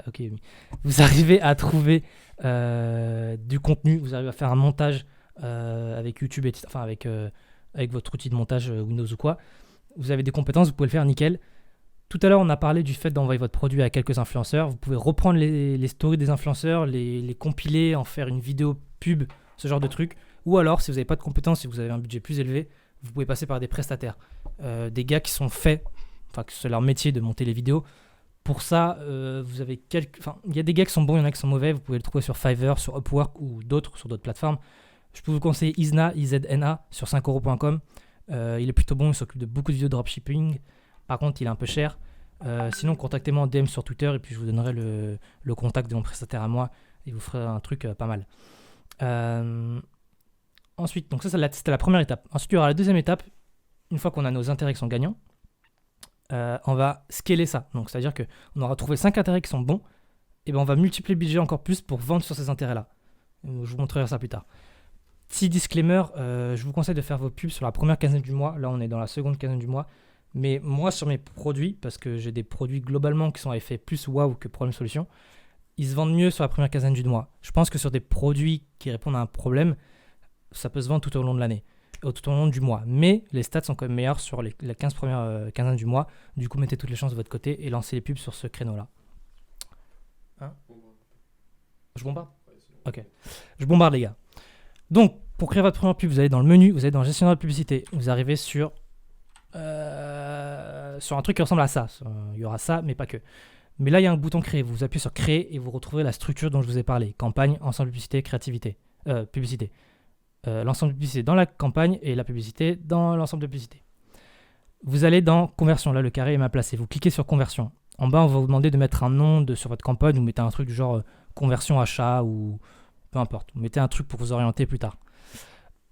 Ensuite, on va directement activer le CBO parce que moi, j'aime bien le CBO. En gros, c'est un petit bouton qui se trouve ici. Vous l'activez. Je répète, CBO, c'est le fait de donner le budget au niveau de la campagne et non pas au niveau de l'ensemble de publicité, non pas au niveau de l'adset. Le budget qu'on va assigner, c'est un budget que moi, au niveau du CBO, c'est moi qui me fixe ça. En gros, si vous avez un budget de 1000, ça a coupé, non c'est bon. Si vous avez un budget de 1000, dans le CBO là, mettez un vingtième de votre budget. Pourquoi est-ce que je mets ça ? En gros, un vingtième parce qu'on va pouvoir garder un dixième pour Facebook et un dixième avec des influenceurs, etc., etc. Et pour ceux qui demandent quel bon budget il faut pour commencer, prenez le prix de votre produit, multipliez-le par 20, vous aurez votre budget. Juste gardez ça en tête et voilà. Si votre produit se vend à 30 euros, prenez 6 euros de budget. Ça sera pas mal. Donc un vingtième de votre budget, c'est très bien. Donc là, par exemple, dans ce cas-là, si je vends mon produit 30 euros, si je vends mon master 30 euros, je vais mettre 30 euros là en CBO pour le budget quotidien. Ensuite, vous arrivez dans cette étape-là. Une fois que vous avez créé votre campagne de conversion, Facebook va vous demander de sélectionner un objectif au niveau du pixel. C'est-à-dire que Facebook peut vous aider à trouver des clients en fonction de ce que vous voulez. C'est-à-dire en fonction de si vous voulez des ajouts paniers, si vous voulez des achats, si vous voulez des vues de contenu, qu'est-ce que vous voulez. Là, on va demander à Facebook de cibler l'intérêt, enfin de cibler l'objectif de pixel achat. Il y en a beaucoup qui mettent ajout au panier, mais je déconseille parce que en gros, Facebook va plutôt aller chercher des profils qui sont intéressés par le fait d'ajouter au panier et pas forcément d'acheter. Donc, restez sur achat. Même s'il est rouge, il est rouge parce qu'en gros, vous n'avez pas débloqué l'objectif d'achat, mais faites-le quand même, Facebook comprendra au bout d'un moment. Ensuite, vous arrivez sur cette fenêtre-là. Là, ça va être l'ensemble de publicités. C'est ici qu'on va cibler notre audience. C'est ici qu'on va mettre les intérêts, etc. Donc, directement, vous ignorez tout ça, on y reviendra plus tard. Vous allez sur la ciblage avancé et là, vous mettez votre premier intérêt, le premier intérêt que vous aviez en tête. Là, imaginons, je mets Fitness Park. Je tape Fitness Park et là, vous avez un outil de suggestion. Facebook va vous suggérer des intérêts liés à celui que vous avez mis là. Donc, vous avez vu au début, on avait une liste de 6 intérêts. Et bien là, on en a encore plus. On a musculation, on a World Gym, bien-être, coach sportif. Je me dis, ah ok, là, c'est peut-être des intérêts que je vais pouvoir cibler. Donc, vous allez pouvoir élargir votre liste d'intérêts. Donc, c'est un bon moyen de le faire. Je crois que la prochaine slide, ouais. Là, vous avez un petit carré, prolonger votre ciblage. En gros, Facebook va se permettre d'élargir le ciblage. Donc, si vous voulez cibler des gens intéressés par Fitness Park et que vous laissez ça cocher, Facebook va se permettre d'élargir votre ciblage. Mais on ne veut pas ça. Décochez-le parce qu'on veut. Ok, donc, vous décochez le ciblage avancé. Ensuite, pour vous expliquer rapidement ces champs-là, juste un petit détail. Là-haut, on va vous demander de donner un nom à votre ensemble de publicité. Nommez-la avec l'intérêt que vous ciblez. Si vous ciblez Fitness Park, vous notez l'ensemble de publicité Fitness Park. Ça va être plus simple pour vous. Aussi, en bas, là, il n'est pas dans le screen, mais vous aurez le début de l'adset. On va vous demander quand est-ce que vous voulez que votre pub démarre. Mettez le lendemain minuit, parce qu'en gros, on a mis un CBO. Et si votre pub est validée à 18h et que vous avez mis 30 euros de budget, Facebook va dépenser 30 euros de 18h à minuit. C'est pas ce qu'on veut. Donc, mettez le début lendemain minuit. Ok. Là, vous voyez où il y a un bouton exclure des personnes. Vous allez pouvoir en fait affiner votre ciblage. Donc, je répète, on a ciblé Fitness Park par exemple, on veut affiner cette audience. Donc cliquez sur exclure et excluez les intérêts AliExpress et dropshipping. Donc en gros, on va demander à Facebook de ne pas montrer la pub à des gens qui sont intéressés par le dropshipping ou par AliExpress. Ça vous permettra d'éliminer les relous qui vont commenter à AliExpress et d'éliminer vos concurrents. Ensuite, si la taille de votre audience est trop grande, du genre, on va dire 500 000, si elle est plus de 500 000, là vous aurez une petite image qui montrera la taille de votre audience. Si elle est supérieure à 500 000, affinez-la avec l'intérêt acheteur actif. Donc là, vous aurez un bouton affiner l'audience. Vous cliquez et vous mettez acheteur actif. Et vous regardez à combien est-ce que l'audience descend. Si elle descend en dessous de 200 000, laissez tomber. Ciblez juste Fitness Park. Ne mettez pas acheteur actif en plus. Ok. Ensuite, là, la langue, vous mettez français. Vous mettez français entre parenthèses tout. Ça va cibler les gens qui parlent français. Là, vous pouvez très bien affiner l'âge, le genre, etc. Mais on ne va pas le faire. On va laisser le plus large possible. Ici, vous mettez la francophonie. Si votre site est en français, vous mettez France, Luxembourg, Belgique, Suisse. Je crois que j'en ai pas oublié. Et voilà. Canada, ça dépend si votre fournisseur livre là-bas. Parce que des fois, c'est relou. Vous pouvez mettre Canada. Ensuite, vous faites là en bas, il y a un bouton valider. Vous allez à l'étape suivante. Et là, vous arrivez sur la créative en elle-même. Donc, c'est là qu'on va mettre la pub. Là, au niveau de page Facebook et compte Instagram, vous aurez ces boutons-là. Assurez-vous que vous avez bien mis votre page et bien votre compte Instagram. Surtout à Instagram, s'il n'y a rien ici, c'est que vous avez foiré un truc dans les paramètres du début. Donc retournez dans les paramètres et linkez votre page Instagram. Au niveau de la pub, vous pouvez très bien mettre une image quali. Ça peut se vendre, mais je conseille de commencer par une vidéo. Si vous avez une vidéo, faites en sorte d'avoir une miniature qui est accrochante. Quitte à faire sur du putaclic, mais faites une miniature accrochante, vraiment c'est super important. Et si du coup vous avez une miniature, mais ne mettez pas trop de texte, parce que si vous mettez trop de texte sur la miniature, Facebook va vous la refuser. Pour voir si votre miniature peut être validé par Facebook, vous tapez sur Google Facebook Text Overlay, vous allez sur le premier lien, vous faites Upload, vous uploadez l'image et Facebook vous dira si c'est OK ou non. Donc pour ça, simplement, vous cliquez là sur Image Vidéo, vous faites Ajouter du contenu multimédia et vous allez chercher votre vidéo. Ensuite, vous aurez ces champs-là à compléter. Là, en gros, ça va être le texte qui va s'afficher par exemple sur Facebook au-dessus de votre vidéo. Donc simplement, comment avoir, on appelle ça une ad copy, parce que je vais dire souvent ad copy. Comment avoir une ad copy qui marche? Faites une phrase d'accroche avec peut-être un emoji au début. Bon, Facebook ne veut pas trop d'emojis, mais ils acceptent encore. Mais au bout d'un moment, ça sera supprimé. Faites une petite phrase d'accroche. Ensuite, mettez vos arguments, peut-être sous forme listée. Vous pouvez peut-être mettre les emojis validés tant qu'ils sont encore disponibles. Vous mettez ça, vous mettez vos arguments. Et à la fin, vous finissez par un call to action. Le call to action, c'est un appel à l'action. Vous mettez découvrez-le maintenant, hop, le site. Ou buy now si vous êtes en anglais. Ou moins 50% pendant 24 heures et vous mettez votre site. Je vous montrerai après des exemples de ad copy réussis. Dans le titre, là, ça va être ce qui apparaît en dessous de la vidéo. Donc, mettez le nom de votre marque ou alors le nom de votre produit. Ça fait très bien l'affaire. La description, ce sera une petite ligne qui sera en dessous de votre titre. C'est facultatif, mais vous pouvez mettre livraison gratuite ou moins 20% pendant les 24 heures, etc. Ensuite, là, on va vous demander le lien. Ça va être, quand on clique sur votre pub, où est-ce que vous voulez que le client aille. Vous mettez votre lien de page produit, pas la page d'accueil, page produit directement. Quelques exemples de ad copy réussis là pour qu'on puisse voir un peu quelles sont les similarités qu'on retrouve. Là, vous avez l'exemple de FitTrack. Qu'est-ce qu'on a? On a une phrase d'accroche avec un petit emoji. FitTrack, la balance connectée numéro 1 en France. On comprend direct, c'est une balance connectée numéro 1 en France, c'est de la qualité. Ensuite, ils ont listé des arguments. Hop, ils ont mis les petits emojis validés, comme ça attire l'œil, on comprend que c'est des bullet points. Ils ont des arguments. En titre, vous le voyez pas là parce qu'il y a une petite icône qui apparaît, mais ils ont mis Fitness Park. Ouais, non, ils ont mis quoi? Code promo. Bon, là, en l'occurrence, c'est une créative pour le retargeting, mais vous pouvez mettre le nom de votre boutique ou quoi.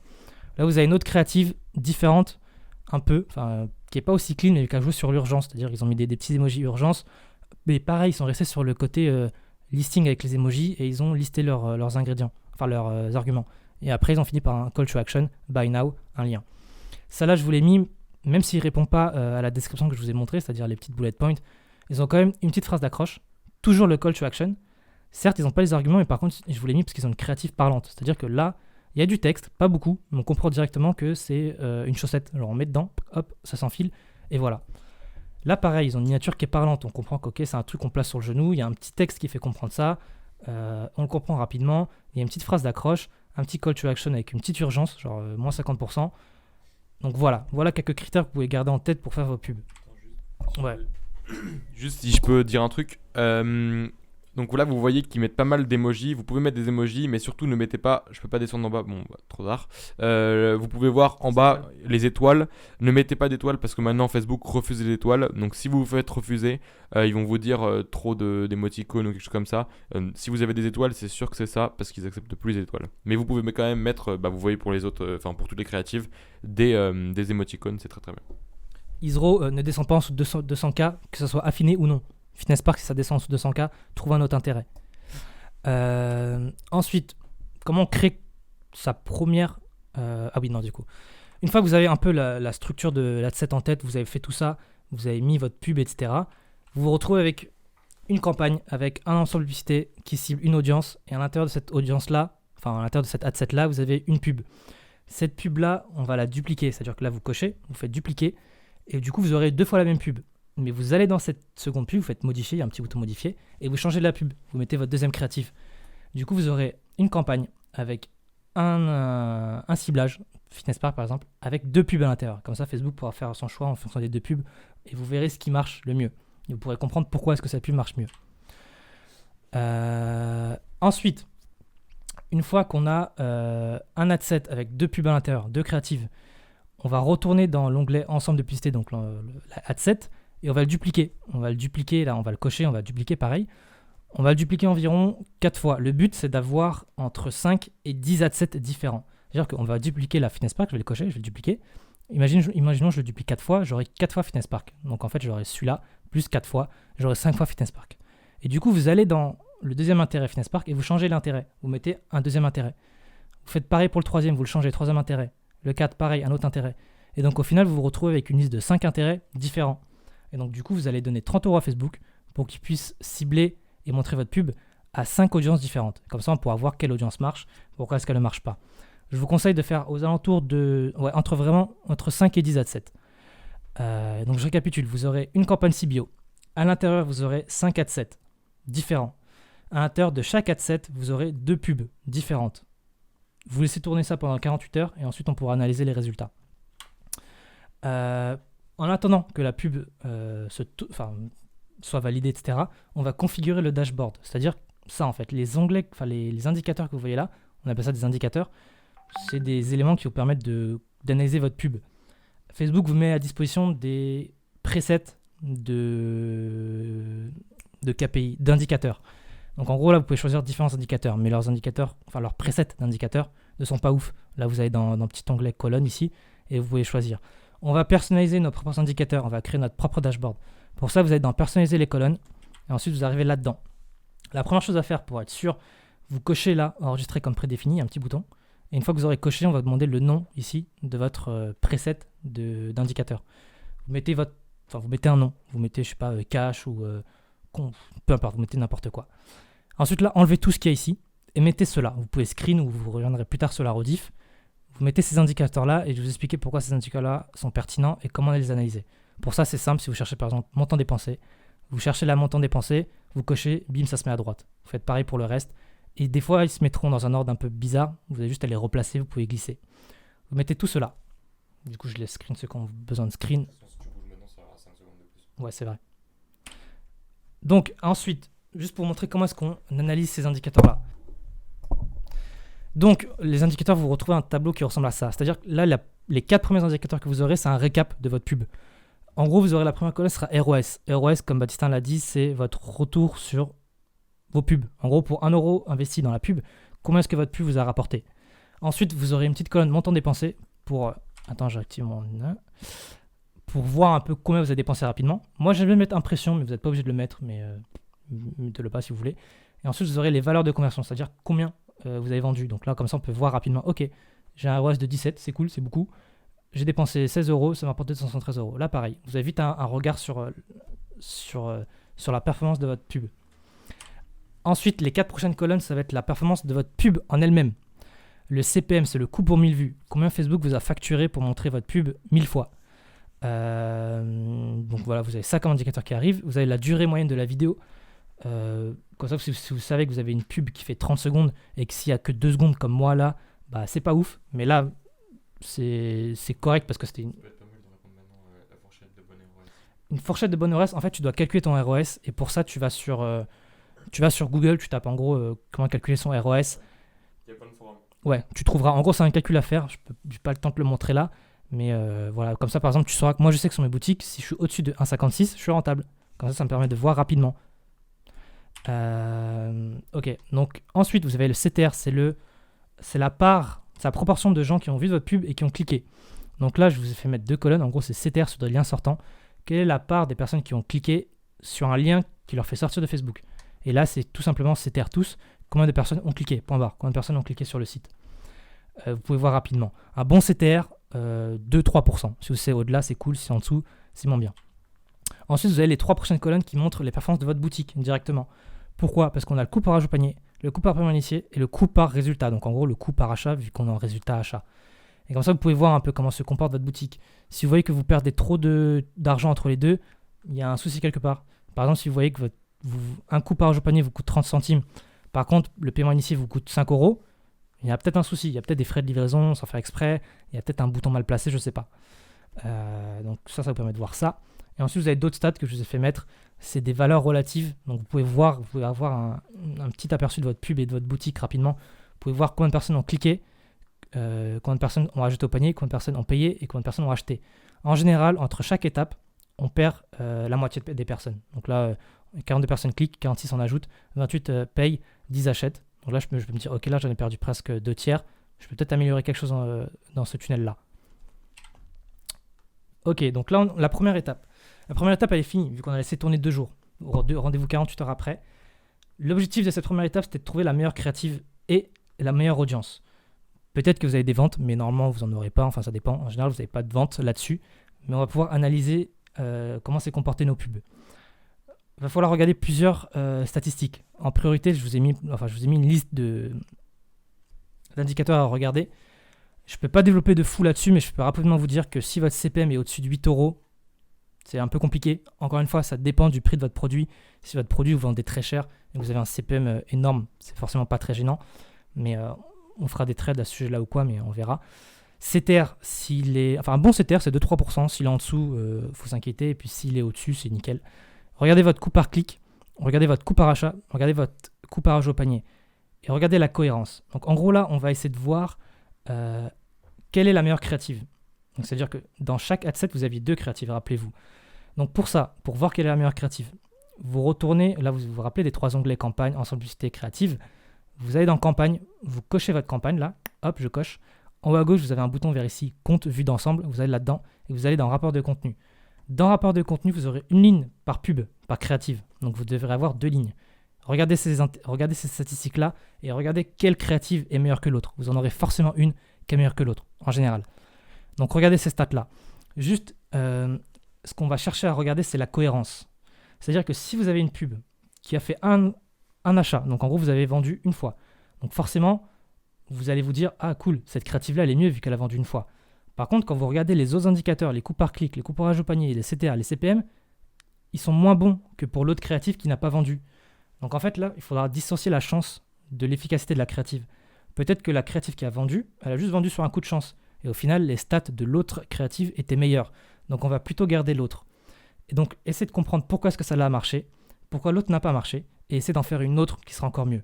Ou alors, si vous n'avez pas le temps d'en faire une autre et que celle-là a très bien performé, on va l'utiliser plus tard pour ce qu'elle est. Quelques cas différents. Si vous n'avez aucune créative qui est bonne, si par exemple vos CTR sont terriblement bas, vos CPM sont hallucinamment hauts, recommencez tout depuis le début. Faites d'autres créatives et refaites ce qu'on a vu depuis le début. Si les 2 créatives sont bonnes et que vous n'arrivez pas à choisir entre les 2, gardez les 2. On gardera les 2 pour la prochaine pub. Ensuite, on a trouvé la meilleure créative. Ou alors on a vu que les 2 créatives étaient les meilleures. On va garder cette créative-là. Maintenant, il faut qu'on trouve les intérêts qui ont plus performé que les autres. Donc on a ciblé 5 intérêts différents, ou alors plus, peut-être 10. Il va falloir trouver quels intérêts sont meilleurs que d'autres. Donc pareil, analysez les stats. Là, je vous les ai remis ici. Analysez les stats, ROS, regardez un peu s'il y a des pubs qu'on vendu. Regardez quel est le CTR sur différentes audiences. Et essayez de trouver des audiences meilleures que d'autres. Là, je ne peux pas détailler de ouf encore. Mais on verra ça peut-être plus tard. Mais imaginons, là, sur mon exemple, j'ai ciblé 10 intérêts différents. Et je me suis rendu compte que Fitness Park, Musculation et Gymshark, par exemple, ont un coût par jour panier de 3 euros. Alors que les autres ont un coût par jour panier de 5 euros. Je me dis, ok, les autres, je vais les couper et je vais garder ceux-là. Donc vous gardez vos 3, vous coupez les autres et on va pouvoir scaler avec ceux-là. En gros, pour scaler, vous prenez vos intérêts qui ont bien fonctionné, vous les cochez, etc. Vous faites dupliquer. Est-ce que j'ai mis un screen? Non, je n'ai pas mis de screen.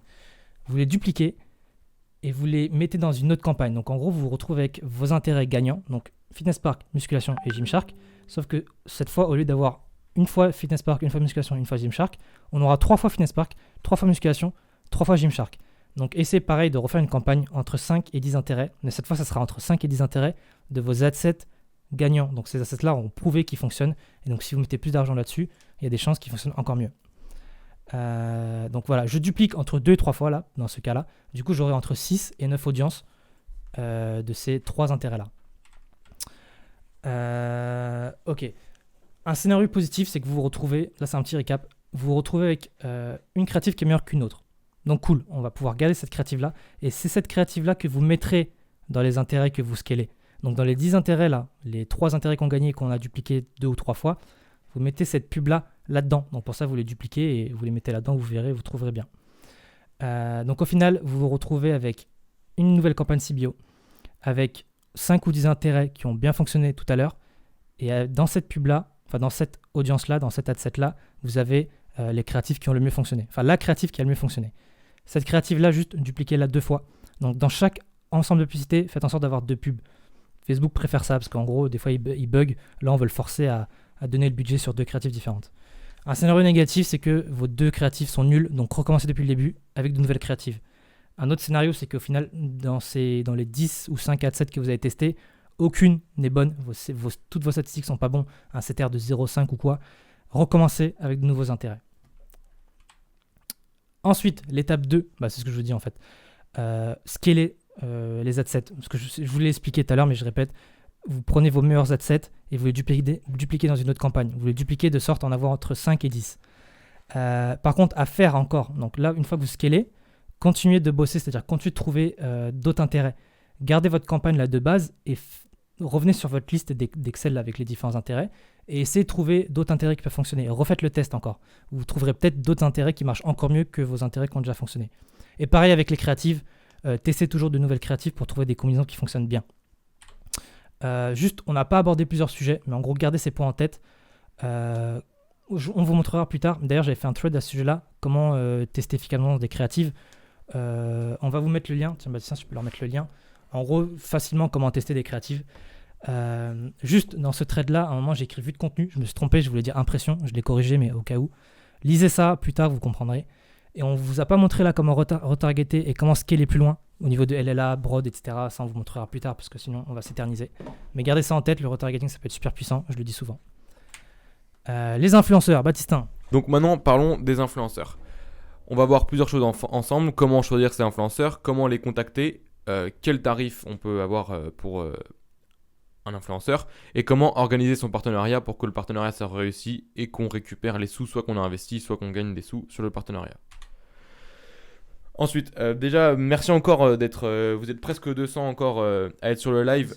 Si vous voulez vraiment nous remercier pour ce qu'on vous donne aujourd'hui, genre juste vraiment rester jusqu'à la fin, ça nous fera vraiment plaisir parce qu'on a passé du temps à faire ces slides. Donc, juste pour nous remercier, juste restez à la fin, s'il vous plaît.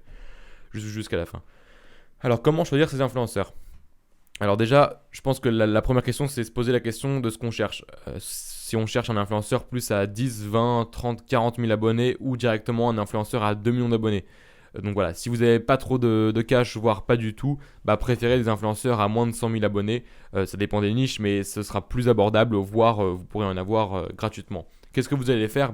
Vous allez, ce que je vous conseille, c'est de prendre un carnet de notes. Vous cherchez tous les influenceurs de la niche dans laquelle vous êtes et vous les notez sur ce carnet. Comment trouver des influenceurs ? Par exemple, je ne sais pas si tout à l'heure Rowan parlait d'un produit en rapport avec le sport. Vous allez chercher par exemple un influenceur en rapport avec le sport. Donc vous allez dans la recherche Instagram, vous tapez hashtag musculation. Vous voyez les hashtags populaires, les photos populaires, les photos où il y a beaucoup de likes, les gens qui ont beaucoup d'abonnés, vous les notez. Ensuite, vous allez dans l'onglet suggestions sur leur profil et là, vous allez avoir plein d'autres influenceurs en rapport avec cette niche, en rapport avec cette première personne. Ensuite, vous allez analyser leur taux d'engagement. Leur taux d'engagement, c'est quoi? C'est par rapport à leur nombre d'abonnés, comment ces abonnés réagissent, est-ce qu'ils ont plutôt tendance à liker ou non, commenter ou non, etc.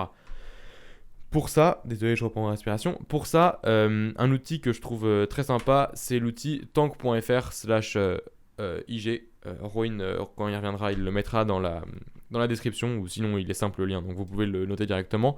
À quoi ça va servir? En fait, vous allez rentrer directement en haut le nom de l'influenceur. Donc là, en l'occurrence, j'ai testé pour Nabila. Vous allez avoir le nombre d'abonnés, le nombre de posts, le nombre de likes moyens, le taux d'engagement, le nombre de commentaires, etc. Et vous avez beaucoup d'autres indicateurs en dessous, il me semble, mais je ne les avais pas sur le screen. Donc une fois que vous avez le taux d'engagement, vous allez pouvoir sélectionner seulement les influenceurs qui ont un bon taux d'engagement. Également, vous allez pouvoir regarder sur chacun de ces influenceurs combien à peu près de posts et de stories ils ont l'habitude de faire tous les jours et combien de posts et de stories sponsorisés ils ont l'habitude de faire plus par semaine, parce que s'il y a plusieurs posts sponsorisés par jour, ça va poser un problème. Pourquoi regarder ça? Tout simplement parce qu'un influenceur qui va faire seulement un post sponsorisé par semaine ou une story sponsorisée tous les 2-3 jours aura beaucoup plus d'impact sur ses abonnés qu'une personne qui fait 3 placements sponsorisés en story par jour. Ensuite, ce que je vous conseille, c'est d'en sélectionner au moins 15. Voilà, je dis au moins 15, mais en général, moi, quand je lance une boutique, j'en sélectionne minimum 50 et j'envoie 50 mails parce que vous allez voir que tout le monde ne vous répond pas. Donc, pour avoir un maximum de réponses et un maximum de partenariats prévus, ce que je vous conseille, c'est d'en contacter le maximum que vous pouvez. Comment les contacter? Alors là, je vous ai donné un template de mail, c'est celui que j'utilise et tout simplement, c'est pas moi qui l'ai écrit, enfin je l'ai un peu remodulé à ma façon, mais je l'ai emprunté à Jean-Luc Monté Agudo de ID Marketing, quelqu'un qui fait des vidéos YouTube. De changer, qu'on n'est pas tous les mêmes. Ouais, voilà, enfin vous pouvez changer, de toute façon, enfin c'est très modulable, vous allez vous regardez la structure, vous en inspirez, vous pouvez copier-coller si vous voulez, mais bon, ça n'aura pas grand intérêt. Je pense que chacun, vous avez quelque chose à rajouter par rapport à votre produit, par rapport à votre niche et votre boutique. Donc voilà, je vous donne à disposition ce mail-là. Pareil, vous les contactez sur Instagram parce que les petites influenceuses, bon, forcément, si vous contactez Nabila en DM, elle risque pas de vous répondre, je suis désolé pour vous. Mais une petite influenceuse à 10, 20, 30, 50 000 abonnés, elle peut vous répondre en DM et ce sera beaucoup plus simple pour échanger. Donc vous envoyez ce mail et ensuite, suivant la taille de l'influenceur, enfin son influence, l'influence de l'influenceur, c'est le cas de le dire, soit l'agence, soit l'influenceur lui-même va vous proposer un tarif. Alors pour débuter, ah oui ok j'avais mal écrit. Pour débuter, ce que je vous conseille, c'est Le mec a dit cherchez pas xxx.com. C'est quoi ça? Parce que t'avais mis xxx.com et c'est un site. Ah ouais, ok, d'accord. Non, désolé les gars. Bref, donc du coup, revenons-en à nos moutons. Putain, je devais la placer celle-là, je l'ai dit en plus. Expression de merde. Non, revenons-en à nos moutons. Bon, bref, je sais pas pourquoi je dis ça. Donc, pour débuter, essayez de simplement envoyer le produit. Alors, ça va dépendre de votre niche, bien entendu. Je sais que Rowan, sa niche, elle est plus nichée. Du coup, forcément, il va pas les influenceurs à 2 millions, 5 millions n'auront pas forcément plus d'impact qu'un influenceur à 100 000. Il n'y en a pas en fait. Il n'y en a pas, voilà, tout simplement. Donc forcément, les influenceurs à 100 000, ils vont être payants. Alors que si votre niche, c'est toutes les femmes en général, si c'est un cosmétique qui correspond à toutes les femmes, vous allez pouvoir avoir des influenceurs, je pense, jusqu'à 100 000 abonnés gratuitement. Enfin, mon expérience personnelle, j'ai réussi à avoir sur une de mes boutiques une influenceuse à 185 000 abonnés gratuitement. Donc ça avait un énorme retour vu que forcément, elle avait pas mal d'influence et que c'était totalement gratuit, donc c'était que du bénéf. Donc voilà. Ensuite, quand un influenceur vous envoie un tarif, sachez que vous avez toujours la possibilité de négocier. Ça dépend de l'influenceur tout simplement, mais en général minimum 10 ou 20%. Voilà, et surtout pour les petits influenceurs, un influenceur à 50 000 abonnés qui vous dit ouais c'est 600 € la story, franchement vous pouvez négocier à 200 ou 300 € facilement quoi. Ensuite, demandez des screens de ces vues de story parce que parfois, vous avez des influenceuses qui ont 100 ou 150 000 abonnés mais qui font 2000 vues de story alors que vous en avez qui ont 40 000 abonnés et qui font 30 000 vues de story. Donc, vous voyez, essayez d'avoir une influenceuse qui a le plus de vues de story possible parce que forcément, si elle a plus de vues de story possible, elle aura un plus grand impact auprès de sa communauté. Et ça, c'est un petit indicateur pour pouvoir calculer combien rémunérer en moyenne un influenceur. Donc prévoir entre 2 et 3 euros par commentaire, 10% de pénalité. Oui voilà, commentaire authentique, hein, pas des follow me, hashtag follow me et tout ça. 10% de pénalité si l'audience c'est vraiment des gens jeunes qui ont entre 15 et 18 ans. Et s'il fait beaucoup de promotion, pareil, 10% de pénalité. Donc je vous laisse faire les calculs par vous-même. Ensuite, comment organiser un partenariat pour en tirer le maximum de profit possible? Tout simplement, vous allez envoyer un brief très détaillé à l'influenceur. Encore une fois, là, on distingue deux types de partenariats, les partenariats rémunérés et les partenariats non rémunérés. C'est vrai que pour un partenariat non rémunéré, on ne va pas envoyer un brief en disant à l'influenceur dis ça, dis ci, dis ça. Voilà, c'est pas possible, on n'est pas légitime de faire ça parce qu'on l'a pas payé et tout simplement, en réalité, il nous doit rien. Donc essayez plus, moi ce que je fais quand je paye pas un influenceur, c'est lui envoyer voilà quelques informations sur le produit qui seraient intéressantes de dire à tes abonnés, et là je lui fais une petite liste. Et après je lui laisse formuler ça à sa manière, etc. Alors que quand on a un influenceur qu'on rémunère, et ben là on est beaucoup plus légitime de lui demander exactement ce qu'on veut. Et d'ailleurs, les grosses agences comme Shona Evans, tout ça, vous demandent vraiment d'envoyer un brief détaillé. Et vous vous rendez bien compte qu'en fait, vous écrivez, c'est comme si c'était du théâtre. Vous envoyez un script à l'agence qui lui va le transmettre, qui elle va le transmettre à l'influenceur. Vous allez lui dire, voilà, dire ça à tel moment, se montrer comme ça à tel moment, etc. Voilà, c'est comme si vous étiez scénariste en fait et que vraiment vous organisez une pièce de théâtre. Donc, ce que je vous conseille, c'est de montrer d'abord le produit, que la personne se filme elle-même avec son téléphone en utilisant le produit ou à côté du produit ou se prenne en photo avec le produit parce que ça aura beaucoup plus d'impact auprès de sa communauté. Également, ce qui peut être intéressant à la fin du placement, c'est de montrer sur son téléphone directement ou sur un ordinateur de filmer comment, Le processus d'achat. voilà, le processus d'achat, exactement. Montrer leur visage, ça c'est important. Ou mettre le code promo, etc. Ouais. Ouais, voilà, mettre le code promo. Moi, ce que je fais, c'est je mets le code promo toujours à la fin et que sur chacune des vidéos de la story, je mets et un swipe up et mon Instagram parce que vu que j'ai pas mal d'abonnés, ça donne un peu plus de confiance aux clients. Ensuite, mettez-vous dans la peau de votre client cible pour faire un brief le plus précis possible. Encore une fois, appuyez sur les avantages de votre produit. S'il répond à un problème, appuyez dessus. Sur tous les arguments de vente en fait que vous avez. Des petites astuces, vous pouvez essayer de négocier avec soit l'agence soit l'influenceur de ne pas faire de placement 24 heures avant parce que forcément s'il y a eu un placement 24 heures avant, ça aura moins d'impact auprès de la communauté vu qu'il y aura 2 posts ou stories sponsorisés à la suite. Également, s'il n'y a pas de contrat avec les petites agences ou avec les influenceurs, faites-en un, parce que sinon ça peut vous retomber dessus. Et également, si c'est un influenceur où vous n'avez pas de contrat, qui n'a pas d'agence, lui faites pas le virement tout de suite de toute la somme. Vous mettez d'accord avec lui la moitié avant et la moitié après. Comme ça, il se sentira obligé et redevable de faire le partenariat de la manière la plus précise et comme vous lui avez demandé. Également, vous pouvez négocier un retargeting. Alors, c'est vrai qu'au début, moi j'ai déjà demandé ça. Par exemple, j'ai demandé ça à Shona Evans il y a 2 mois. Et ils m'ont dit oh bon, on n'a jamais fait ça, tout ça. Je vais demander, gros mytho. 10 minutes après, ils m'ont répondu ok, non, accepte de. C'est quoi le retargeting ? Ouais, le retargeting, qu'est-ce que c'est? C'est en fait, vous allez montrer. Dans ce cas-là, en gros, le retargeting en soi, c'est quoi? C'est montrer à quelqu'un qui est déjà venu sur votre site ou qui a eu un intérêt avec soit une des pages de votre site web, soit une de vos pages sur les réseaux sociaux, de lui remontrer une pub qui vous représente. Donc en gros, par exemple, un retargeting sur un placement avec un partenariat, quelques heures après, l'influenceuse va refaire un truc. Voilà, je vous rappelle les filles que vous avez 48 heures pour profiter de la promotion sur le site, etc. Donc voilà, donc négocier un retargeting avec les agences ou avec directement les influenceurs parce que ça redonnera des ventes en plus sans coût supplémentaire. Ensuite, parlons un peu des agences. Donc à partir d'un certain palier, la plupart des influenceurs possèdent un agent ou sont affiliés à une agence. En fait, une agence c'est quoi? C'est quelqu'un qui va gérer pour eux les mails, le contrat, la mise en place du partenariat, l'agenda de l'influenceur, etc. Donc ce que je vous conseille, après encore une fois, ça dépend vraiment de la niche, encore une fois. Par exemple, Roin, comme je vous disais, et comme il vous disait, lui, les influenceurs en général, 100 000 abonnés, c'est un gros influenceur. Donc, 100 000 abonnés, c'est pas forcément... l'influenceur n'est pas forcément dans une grosse agence. Donc là, forcément, il va travailler avec des petites agences.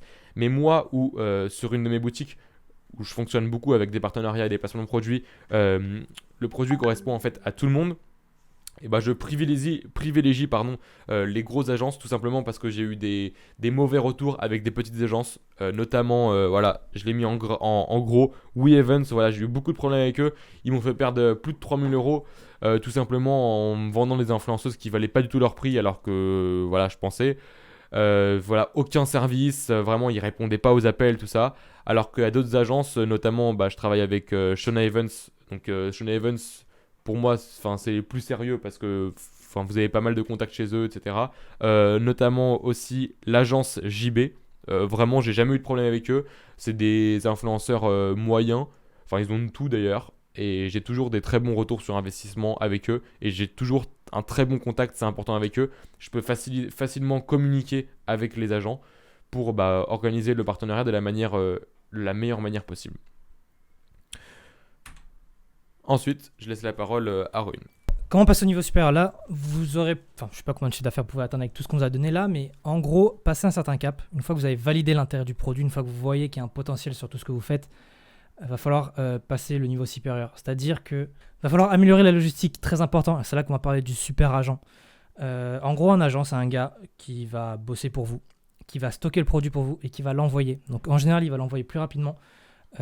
CG Dropshipping, j'en parlerai pas parce que je suis pas trop fan. C'est un gars qui va vous envoyer, qui va vous faire du packaging s'il peut. Il va faire du logo, il va mettre le logo dessus, il va faire ce que vous voulez, ce que vous demandez. Et il va envoyer rapidement. Là, je vous ai mis un petit screen de ce qu'un agent peut faire. Il peut livrer en 5 à 7 jours environ. Là, il y a un 13 jours, de temps en temps, ça arrive. Mais voilà ce qu'il peut faire. Par contre, si vous voulez passer un agent, il faut être prêt à payer le stock. Parce qu'en fonction des agents, on va vous demander de payer directement le stock. Donc, si vous voulez faire stocker 100 produits, il faudra payer ces 100 produits. Mais si jamais c'est difficile de trouver d'un agent parfois, vous pouvez très bien taper sur Google agent dropshipping ou quoi, vous trouverez. Sinon, contactez-moi en DM, je vous mettrai en relation avec mon agent. Je sais qu'il a encore de la marge pour avoir des clients.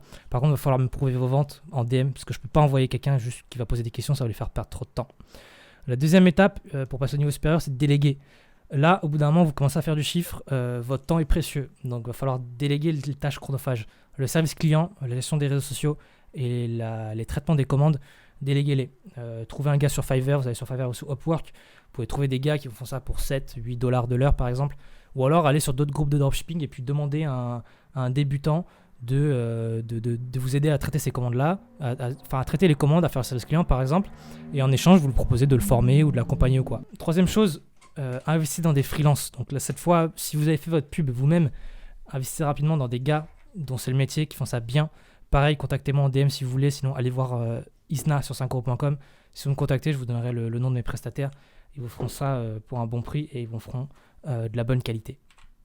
Donc, là on en a parlé au début, mais ce qu'on va vous proposer, c'est un truc super intéressant que j'ai trouvé. Baptiste aussi est d'accord avec moi, je pense.